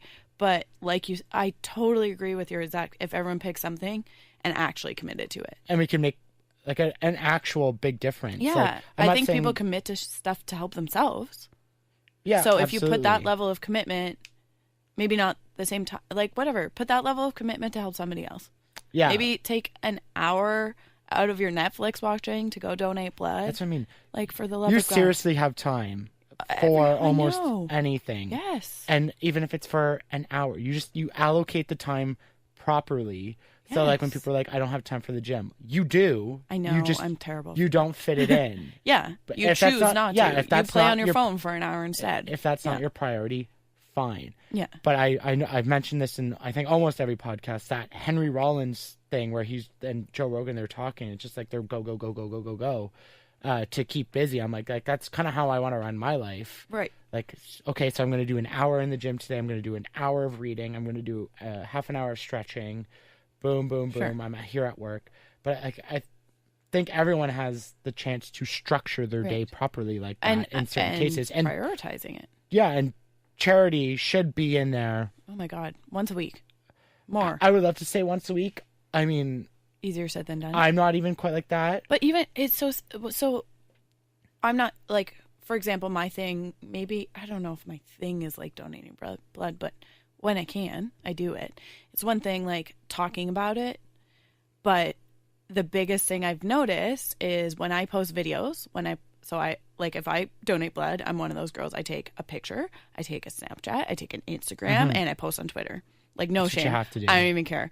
Like, marketing. I also do that when I freaking hike. That's obnoxious. This I don't think is obnoxious because it's wild. So I've had multiple friends and sometimes just acquaintances that have said, like, you made me donate. And that sounds like I'm patting myself on the back, but it was so satisfying. I think if I chatted with somebody about it, or like when you nag people, they don't want to do it. Yeah. When they see it in front of them, and maybe they see and like the biggest thing is if you see a family or a friend. So like if you want to contribute to mental health, but you don't have any issues, like you're not going to. But then your loved one is going through mental health problems, or you have an episode or something. That's when you're like, holy shit, this is really an issue. Yeah, exactly. So like, I don't think people realize, for the example of blood, how necessary it is. And like they're like reading a tweet or reading a Facebook ad or whatever, like, the spam, get out of my face. But when your friend is posting something about it, or your friend gets in an accident on the other side of it, like, then you see the real work comes in, right? Yeah. So could you imagine your mom or dad dying, be like, we just don't have enough blood? Yeah, that's horrifying. I'm sorry. I don't know if it's come to stuff like that, but like certainly some of my patients could have gotten healthy faster if like they had gotten blood faster. Yeah. Or hospital resources, because all the cuts in the hospital, like they would have gotten healthy faster. Yeah. I don't know. I really liked, it made me really happy when a friend of mine was like, okay, I finally bit the bullet. I like sucked it up. I'm terrified of this. But I'm going to try. And like a couple of my friends were like, I tried. I couldn't because a lot of females can't because their iron levels aren't high enough or their hemoglobin's not high enough. And then I have a friend who was like, I should have fainted. So like, thanks for that. But they went. But another friend of mine was like, holy crap. Like I forgot, because you have to book your next appointment, but like it's so far in advance. Like maybe you forget. Like 56 days, if you don't book it right away, you're like, oh, has it been that long? Yeah. She was like, oh my God, I'm like a month overdue. I didn't realize. Thank you for posting that. You reminded me. And she brought her husband with her. So like, that was cool. I like that. It works 100%. Yeah. And I think when you post about mental health, I think that works. I know for a fact it does. Yeah. Like if... Or people talk to you about it. If I share my experience, people often come to me with one of their experiences. And you're more like, oh, he's going through the same thing. I'll talk to him about it. Yeah, like, hey, like I welcoming. noticed you said this, and that's how I'm feeling. For sure. What do you do? So I know that works. Yeah. But like raising awareness, I mean, it's great and all, but it really is just another form of doing nothing. Like people need to take action. They need to. I think if you have to combo the two. You raising awareness is great. Yeah. So and then you have that to we do need something blood, about it. sure, that's great. But like, if there's no action to that awareness, especially as the person raising awareness, I think that's super important. If you're going to sit here and tell people to do something or to donate towards something or whatever it is, like, walk the walk. Talk the talk. Exactly. Because there are a lot of people like that as well. No more do as I say, not as I do. Yeah. Like, I appreciate that people are on Twitter, like, sharing, like, oh, this was a bad day for me. Like, what that's great. What are you doing about it? We aren't all alone. Okay, I love that. Thank you. But like, let's channel this into something that's actually going to improve results because, you know, there's a shortage of blood.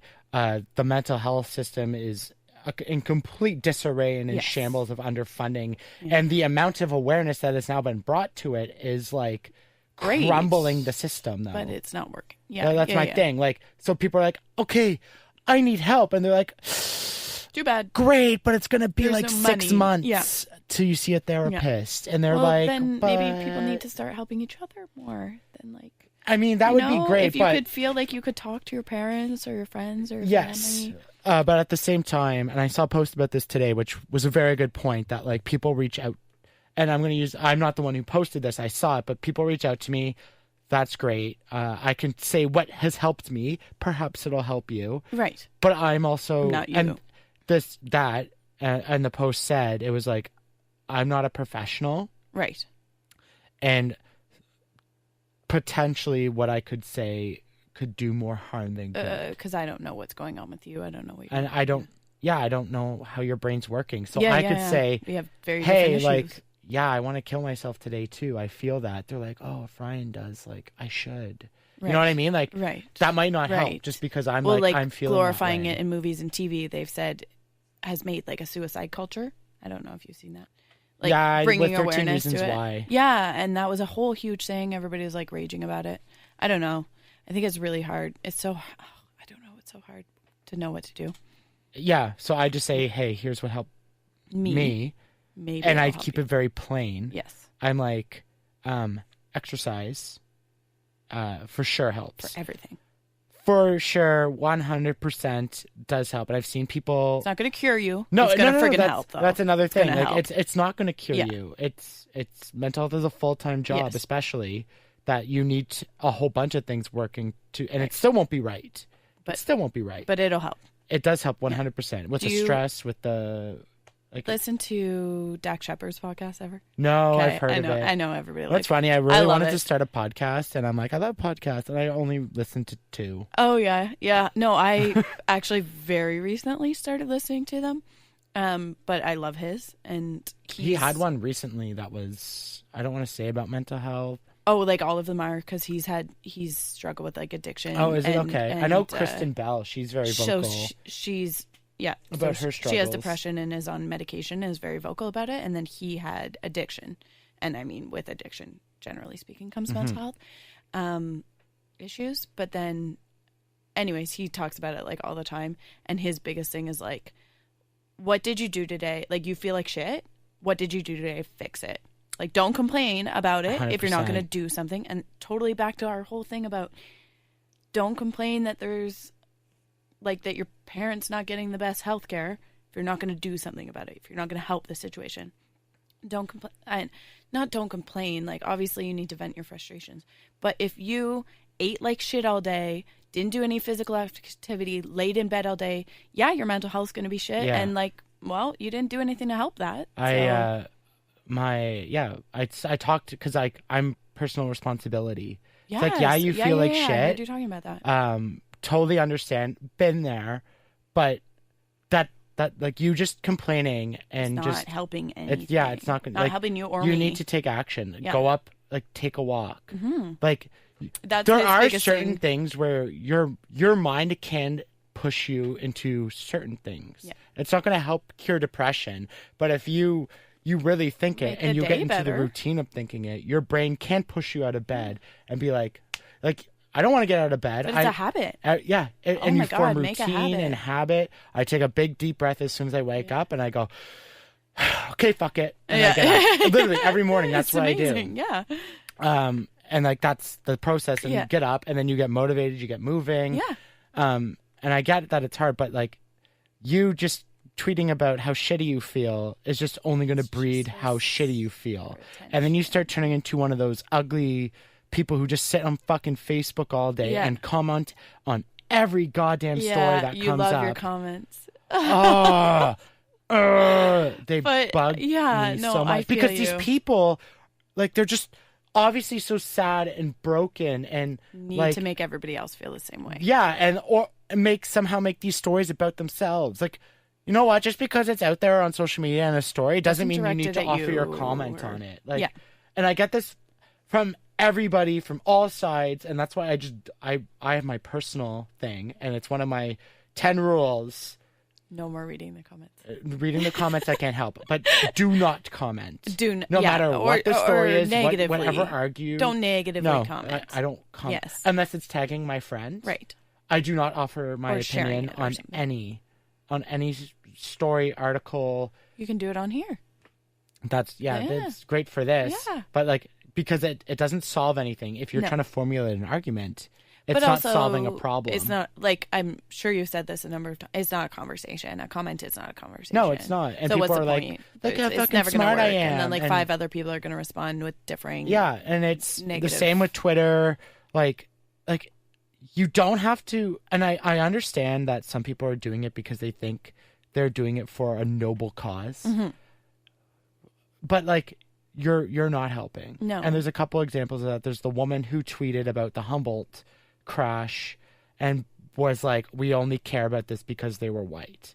I'm like, not, like, just, no. That's heartbreaking. Right? Like, you have just taken Stuff this like tragedy and grievance and just made this about something else that it wasn't about before.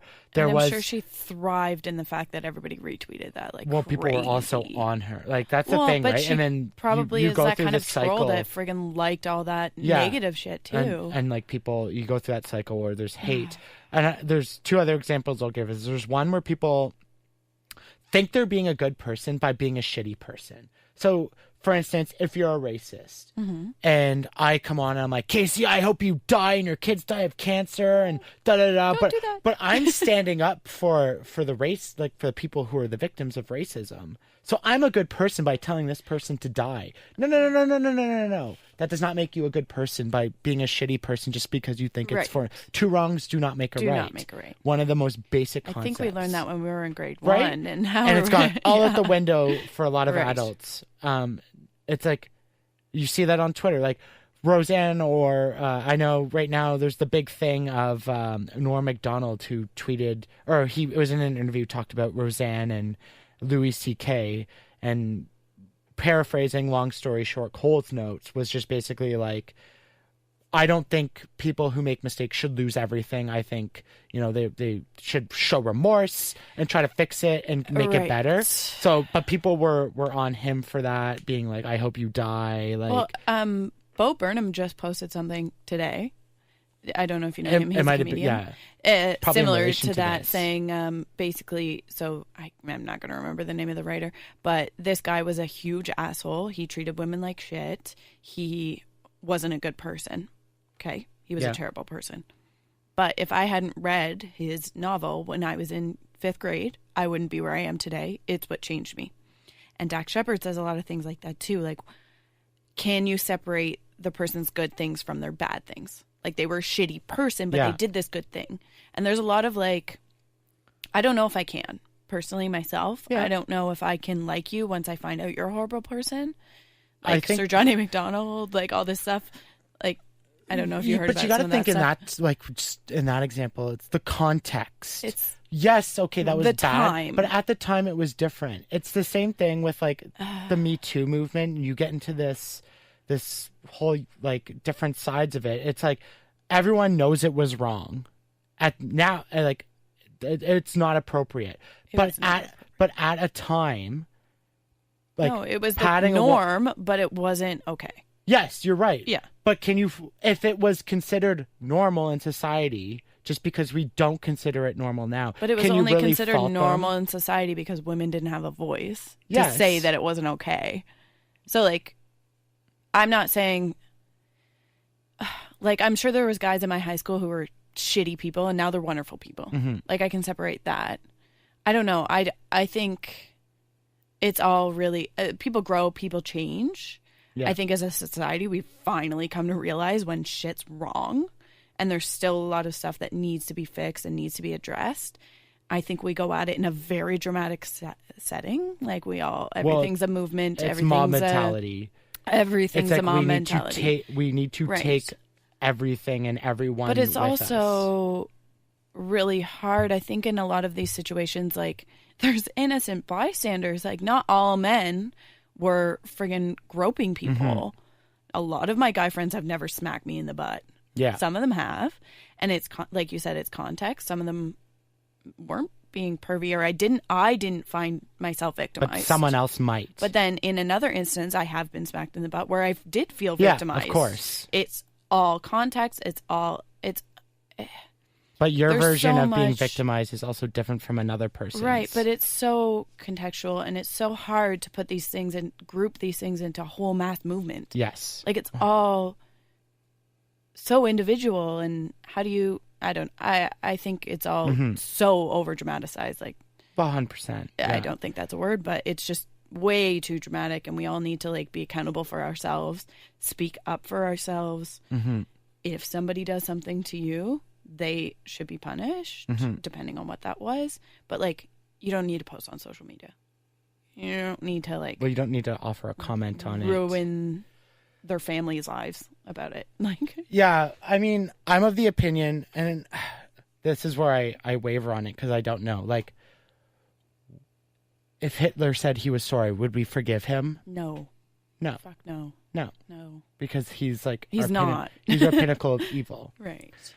So how can I say we should forgive everybody if they show remorse? I don't think we should forgive everybody.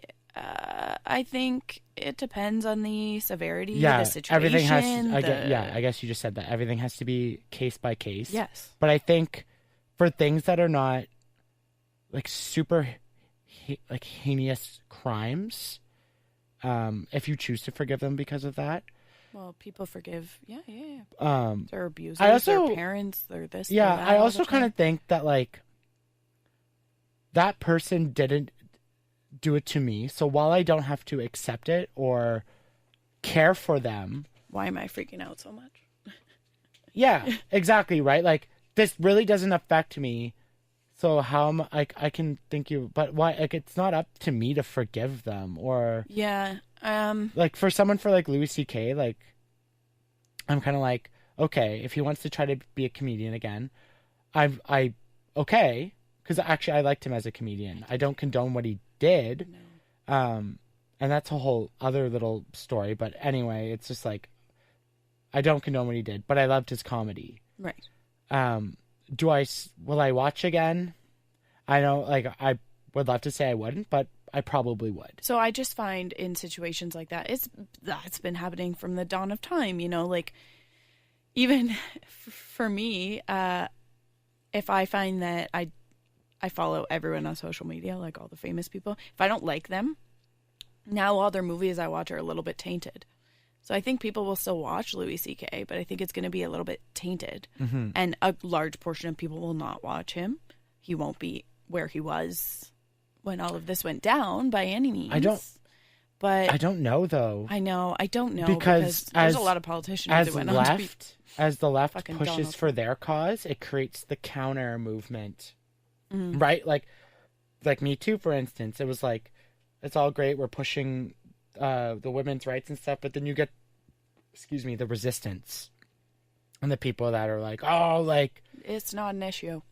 Yeah, or like, I think everyone with a brain can recognize that, like, the movement was good, and it was like putting, like, people like Harvey Weinstein and predators, and hopefully stopping other predators who maybe weren't caught, like, who were like, okay, I'm not going to. Young people to come forward. Yeah, exactly. So as a whole, it was great. But like, I lost my train of thought, but.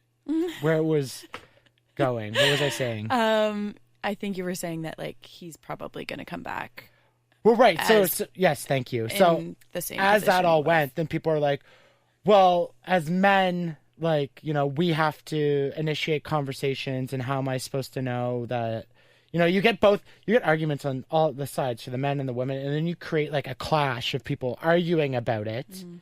And then like, it's just, and it's like, you saw it, like Trump was elected president because people were against society. So there's always going to be the opposition. It's so frustrating. And you saw an example of this is that this is not like as at the same level, but that shop in Toronto it was Antler, I think it was called, and it was serving like fresh game meat. Okay. And there was vegans outside protesting.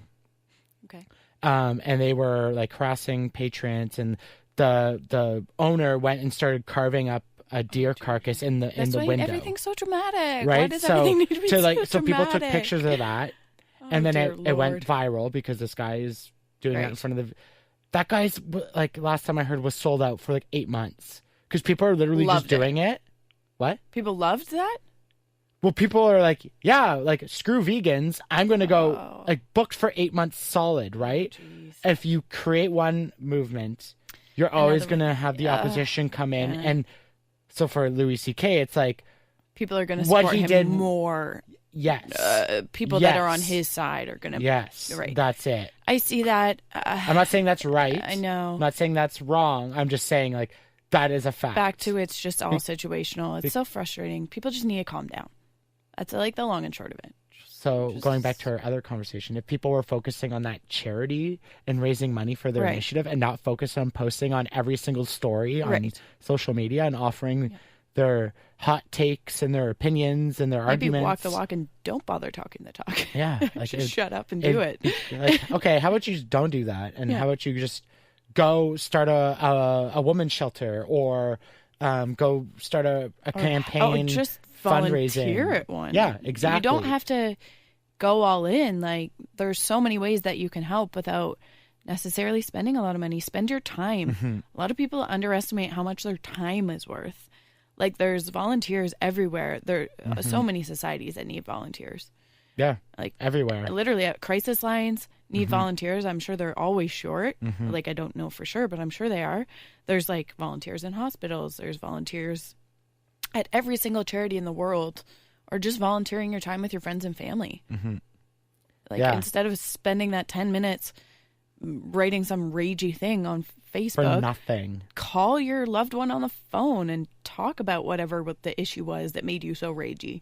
Yeah, that's definitely what I started to do. I have my friend Courtney, and I'll just be like, vent time. I saw this tweet, and blah, blah, blah, blah. And like sometimes we don't agree. Like sometimes she's like, but you need friends on like that side. Yeah. Like, and it doesn't matter to me. Like, if we like, and we talked about this, like we texting that one day where it's like we can have disagreements and still be friends. I think it's healthy. And if you we agree, can't all be the same. Yeah.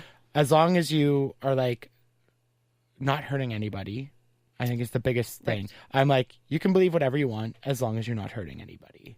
Right. For me, and if there's an argument to that, perhaps let me know.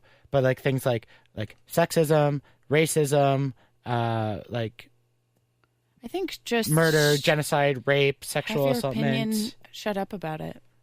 Like, well, not all the time. Obviously, talk to your friends about it. Just don't like. You don't have to offer a comment on everything. Sometimes you can just think it. Yeah. And you're just like, yeah, I don't agree with that. Yeah. Okay, back on to my day. Okay, what am I doing here? It. But no, like there's some people who just need to offer their opinion on everything. Everything. And I'm just like, really?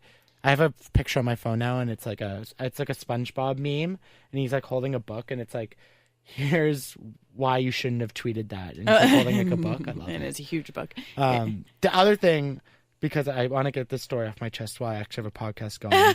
Tell me. Is when Mac Miller died. Okay, very recently. On Friday.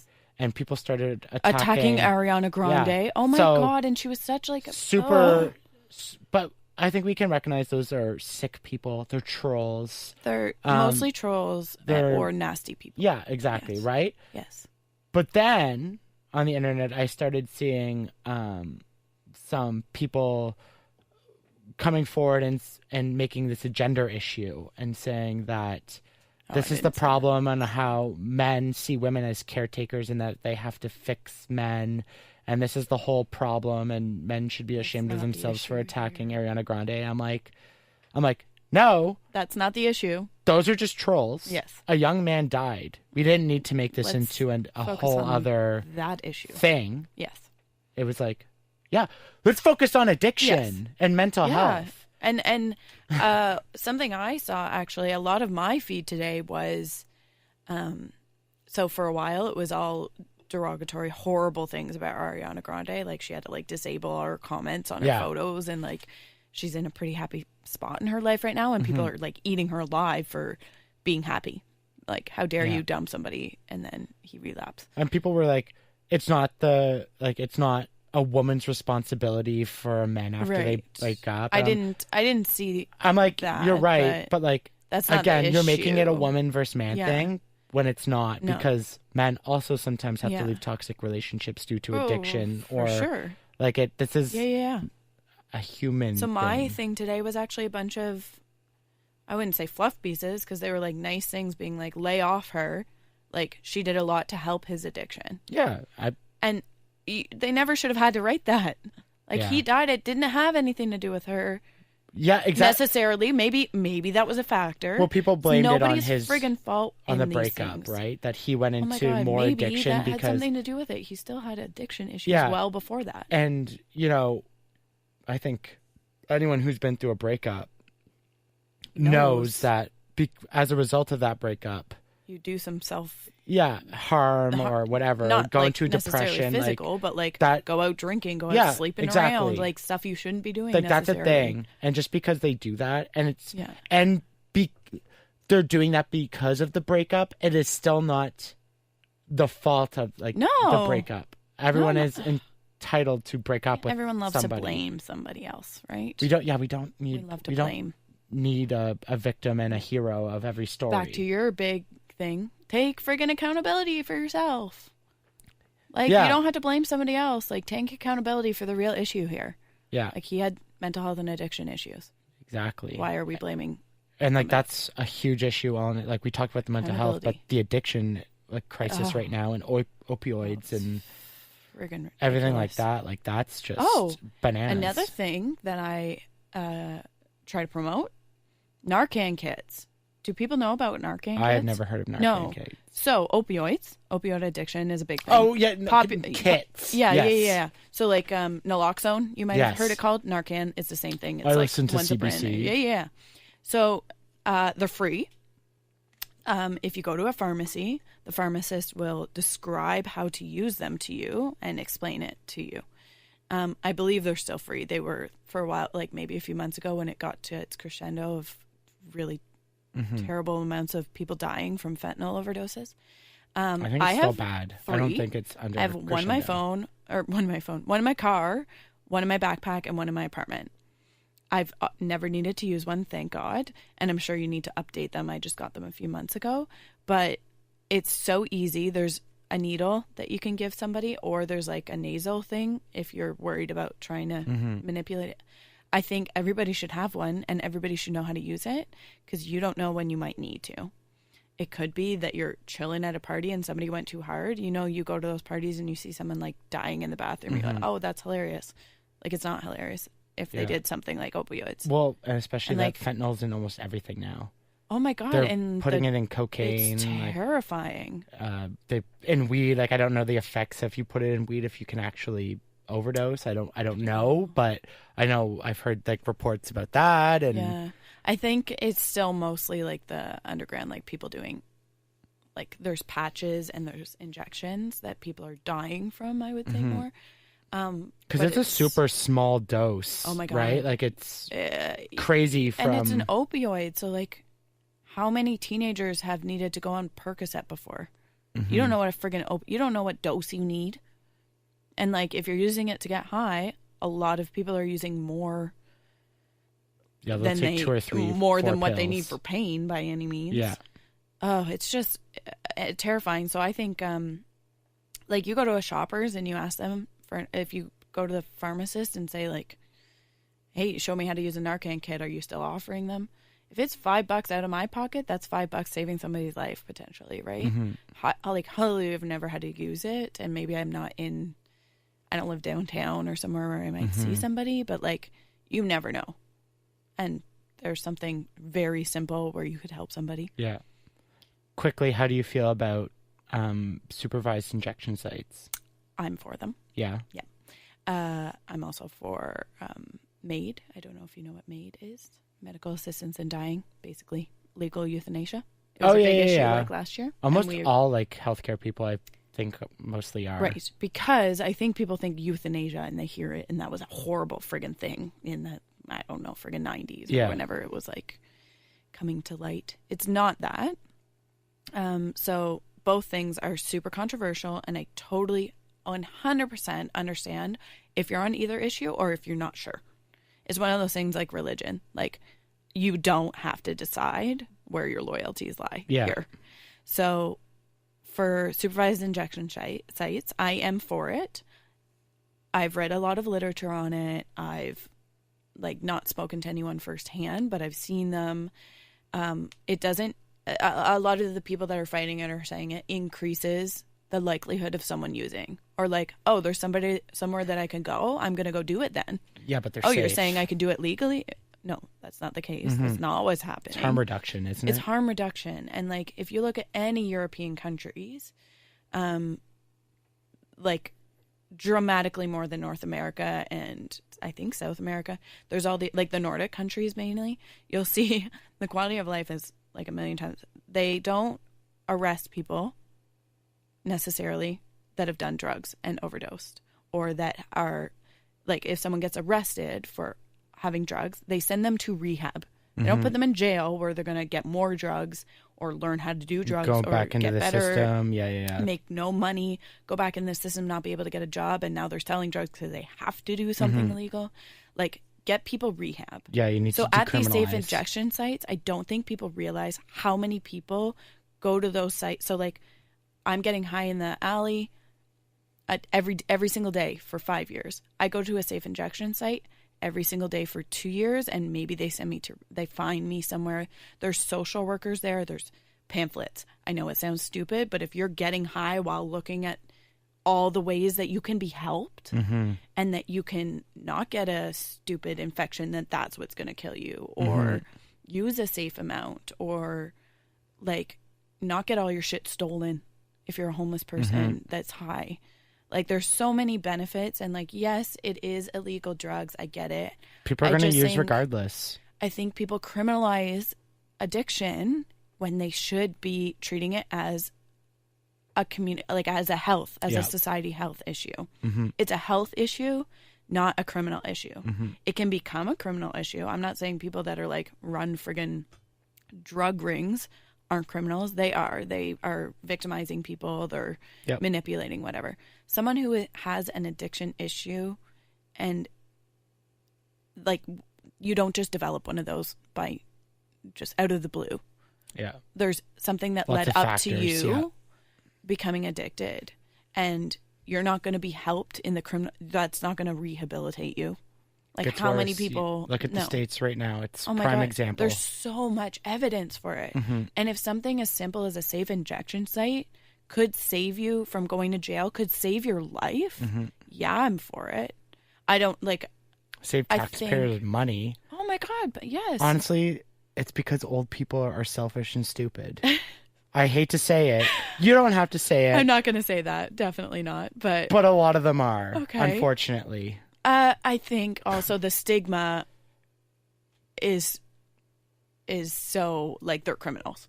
And it used to be so. That's what I mean. They're not willing to. You're doing drugs, like, weed is bad. A lot of people are not ready to evolve their ideas or listen to other sides, right? Which Everyone's I will stuck in their say, ways. As much as we rag on millennials, as much as I certainly have my issues with millennials, and I'm sure you do too, like work ethic, I think was a thing of yours, whatever, being flexible and like going with the flow and changing your ideas, I will say millennials are great. We're much more open. Much more open to change, I would say.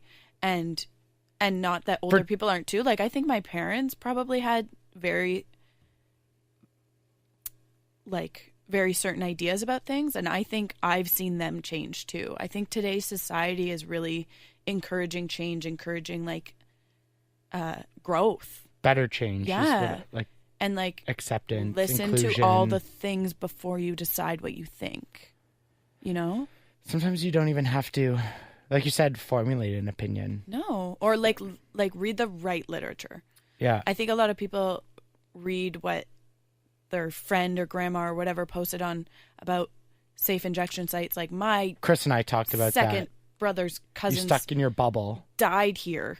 Yeah. At one of these sites, Yeah. or like this is why he's an addict. Well, like that happened to him. Well, you get but, stuck like, in your 50 other bubble people. where it's like you only see people who are your Yeah, you were family saying, or like, if you post left stuff, you get more left stuff your thrown political at you. ideologies, your religious ideologies. Like and that's who you stay with your hang out inner with. circle, Yes. right? Like no one's which is thinking kind and of the evolving. beauty of social media in some ways.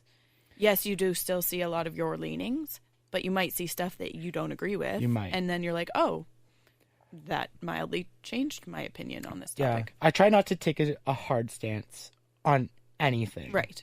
Because there's I want very few things that I'm not flexible on. But even mental health, I'm not truly, like, I have, based on the evidence I have now and what I've read and who I've talked to, I believe this, but I never want to take a hard stance 100% on anything. Right. Because I'm not saying I'm an expert on any of it. Yeah, like I'm always if there is new evidence presented that is contrary to my belief, like I want to be able to accept that and go with it as truth, right? Like that's the beauty of it. Like on anything, like I guess you could say like for now.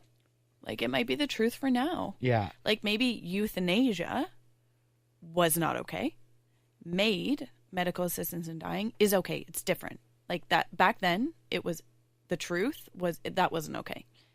Now there's so many regulations. I don't know if you're like familiar with it. I've heard a little bit. Apparently, it's quite a rigorous process to go through it. It's rigorous. Like there is so much that goes into it. Nobody is taking this lightly, and I think a lot of people thought when it first rolled out, like that I'd have to do it. Like a lot of nurses were like, screw, no friggin' way am I'm not doing that. Like that's against my religion. That's against my beliefs. That's against my morals. It's like a whole team separate. They don't work at the hospital even. I've met them. I've been involved in it. And I actually watched one out of my own education and like curiosity and whatever. And I encouraged my student at the time to do the same. And she really got a lot out of it. And, I decided I could be a part of that team, and she decided like she could not, and do your own thing. But you have so many hoops to jump through to even get there.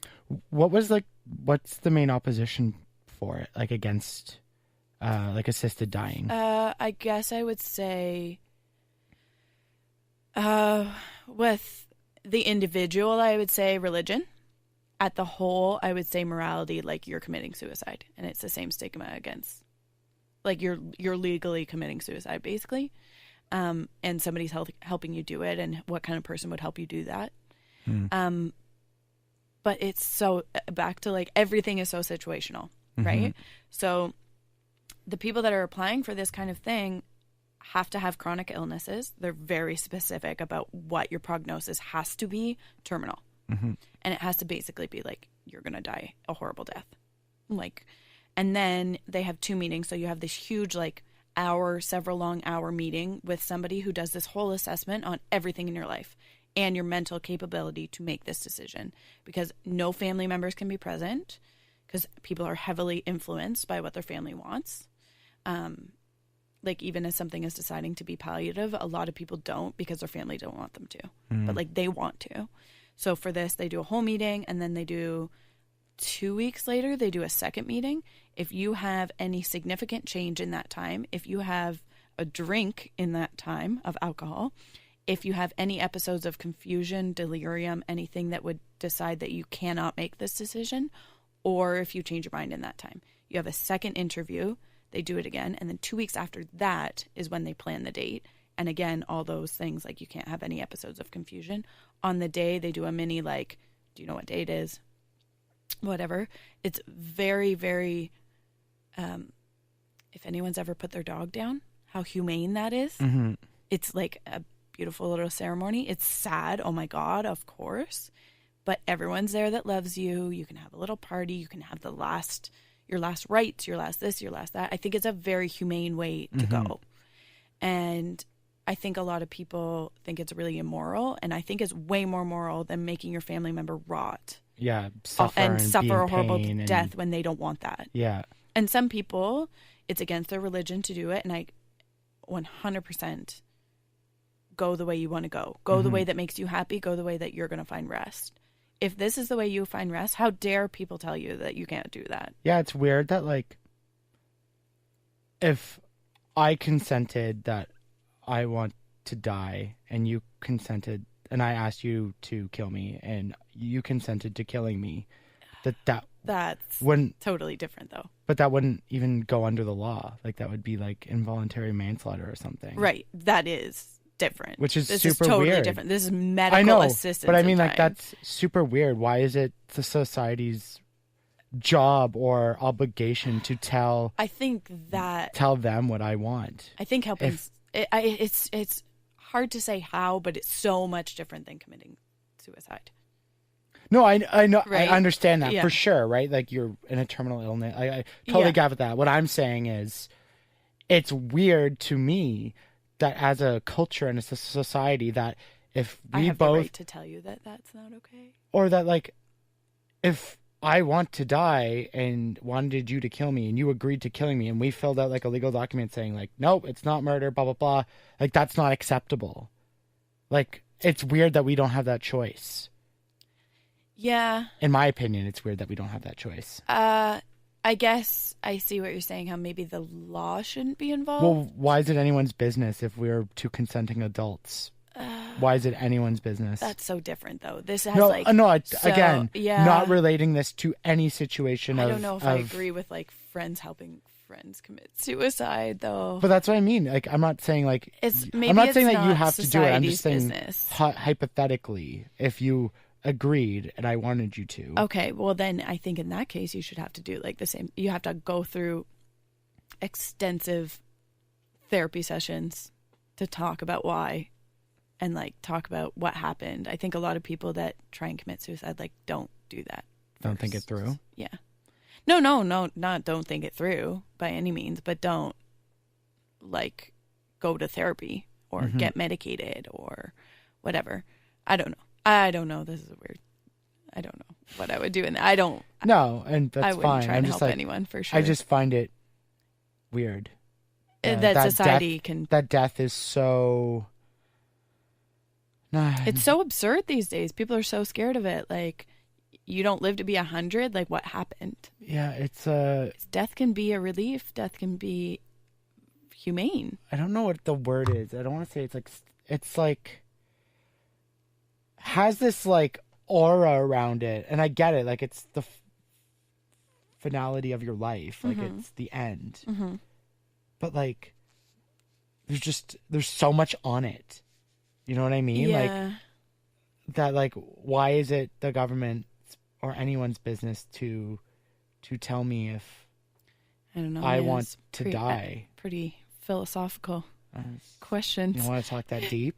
Oh, no, I don't know what to say about that. Like, I don't know the answer. It is interesting, that, like, and I think everybody needs to decide for themselves. Whole thing. It's like, why can't it just be enough that I have a terminal disease, the doctor says I'm going to die a really bad death, so I want to die. Yes. Why is it not enough to just that be enough? So, I guess because that's been manipulated in the past.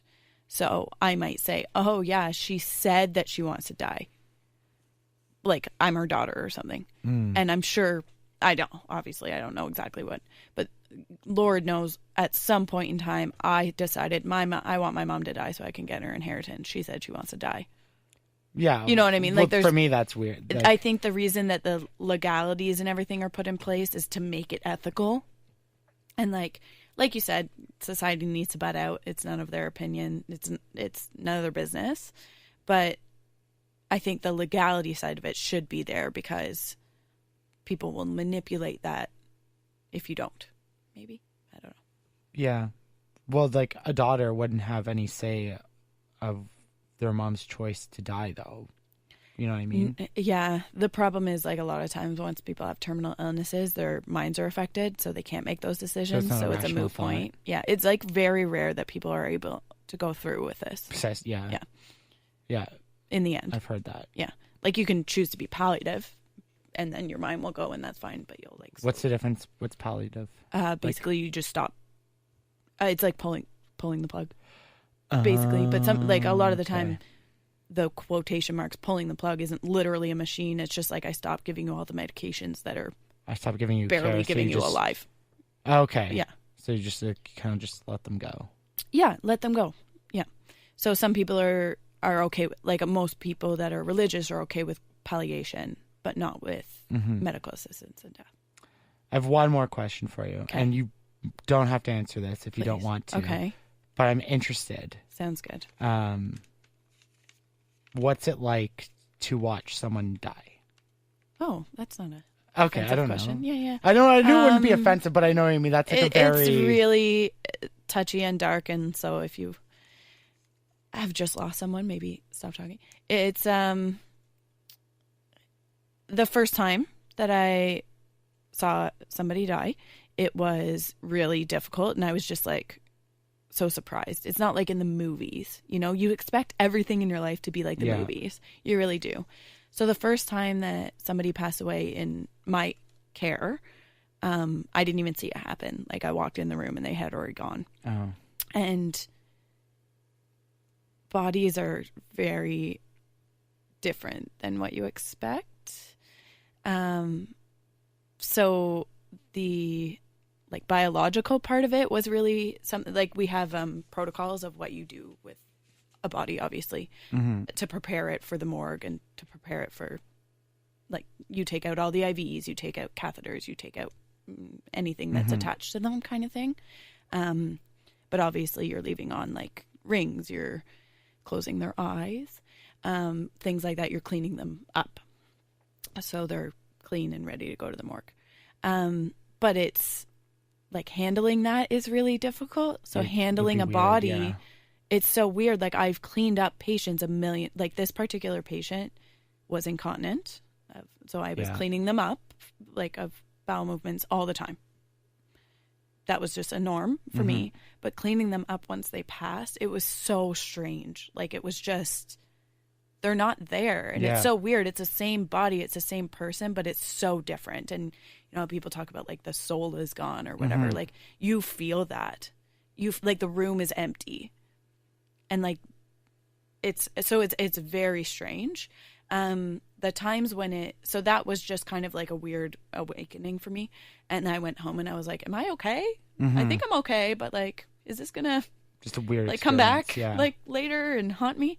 The time that it actually really, really affected me is when an emergency situation, we were doing CPR and the patient passed away. That's really hard because I watched them go. So like anything in life, when something dramatic happens to you, you really have to go home and assess yourself and be like, am I okay? So the big thing for us is whenever there's a situation like that, a lot of the time, luckily in my hospital, we have something called the RACE team. So somebody's going south, you call them, they kind of are experts. They're all ICU doctors and nurses and RTs, respiratory therapists. And they bring the patient to ICU, fix them in the room and bring them to ICU before they crash. And then there's a crash team and everything. So a lot of the time we're all a friend of mine had a Fitbit during this particular event and her heart rate was higher for the hour that we were doing CPR and everything than it was when she went to the gym that night. Oh, wow. Dramatically higher. Another reason why nurses have health issues. Heart rate shouldn't be that Blood high for pressure. that long. Yeah. But the biggest thing is decompressing. So finding what helps you decompress, I think, is a big thing in nursing, in any situation where death is involved, especially, or where a really bad situation happens at work. We might not consciously think about it or actively talk about what helps us, but I would say the number one thing is that we all sit at the desk and talk about what happened, or it might sound like gossip, but gushing to your friend about the situation and being like, oh my God, I need to vent.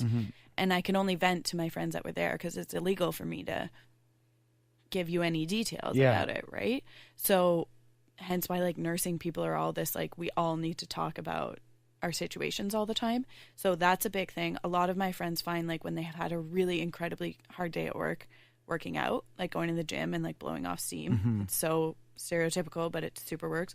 Going home and having a glass of wine, like going home and distracting yourself with your favorite TV show, things like that are superficial. Talking it out is what helps. And then like if you need to take a break from work, like you said, like a lot of people go off on stress leave, like make sure you do that. Because if you go back and you're not ready to go back, like it's not good for you and it's not good for the patient. So I don't know. I think everybody finds their ways of dealing with it. As far as death goes in the hospital, for me, I've been okay. Like 95%, like there's been literally one time where it was a huge deal and it was really terrifying and horrible. Every other time that I've had someone pass away, it's been like a blessing in disguise. And a lot of them have been palliative. Like, I think one time it was an issue that was like, holy crap, like that never should have happened. And every other time it's been that it was expected. Like family is usually around, or family at least knew that that was gonna happen. And like the patient themselves are generally prepared for it, which is all you can ask for, right? Like being ready. Yeah. And like not just the patient, the family being ready. So I think a lot of people think all these, and it does, like in Emerge and ICU and trauma and everything, there's a lot of dramatic deaths. Luckily for me, I don't work on any of those units, and it's mostly really like kind of not happy, but it's like a blessing. Like it was their time. Yeah. People knew the suffering is... it might sound horrible, but a lot of the times that somebody passes away, we're like, oh, that was a long time coming. Like they were ready. Yeah. And that needed to happen. It needs to happen eventually. That super happy note. Are we? Oh my God. What a great conversation. How long do you think we went for? Like 2.5 hours? 2 hours and 17 minutes. Oh, on the dot. Damn, I'm good. That was really interesting. I know. It was in depth. Thank you for coming on. It was very much my pleasure. Yeah. I hope. 2 hours. I'm surprised. I didn't know we could talk that long. But you and I. You're my longest one. Yeah. Where can people follow you and learn more how to donate blood? Well, donating blood, I mean, go to like It's in You to Give or whatever. I don't really have anything special, but I have Instagram. You take tons of travel photos and hiking. I haven't gone anywhere in long enough, but I have Instagram. It's Casemo, so CASEMO 7, Casemo 7, like my name. And then on Twitter, I mostly just retweet all your podcast stuff and go on and other people's podcast. And I go on big liking sprees and like favorite. the odd BuzzFeed retweet. I'd be like, oh, Casey's on from like a night shift or something. Exactly. It's totally night shift. And then it makes me think that I tweeted too much. Yeah, no, it's so Space Case 7. Thank you for coming on. My pleasure. Casey Morrison, ladies and gentlemen. Thanks for listening. Thanks.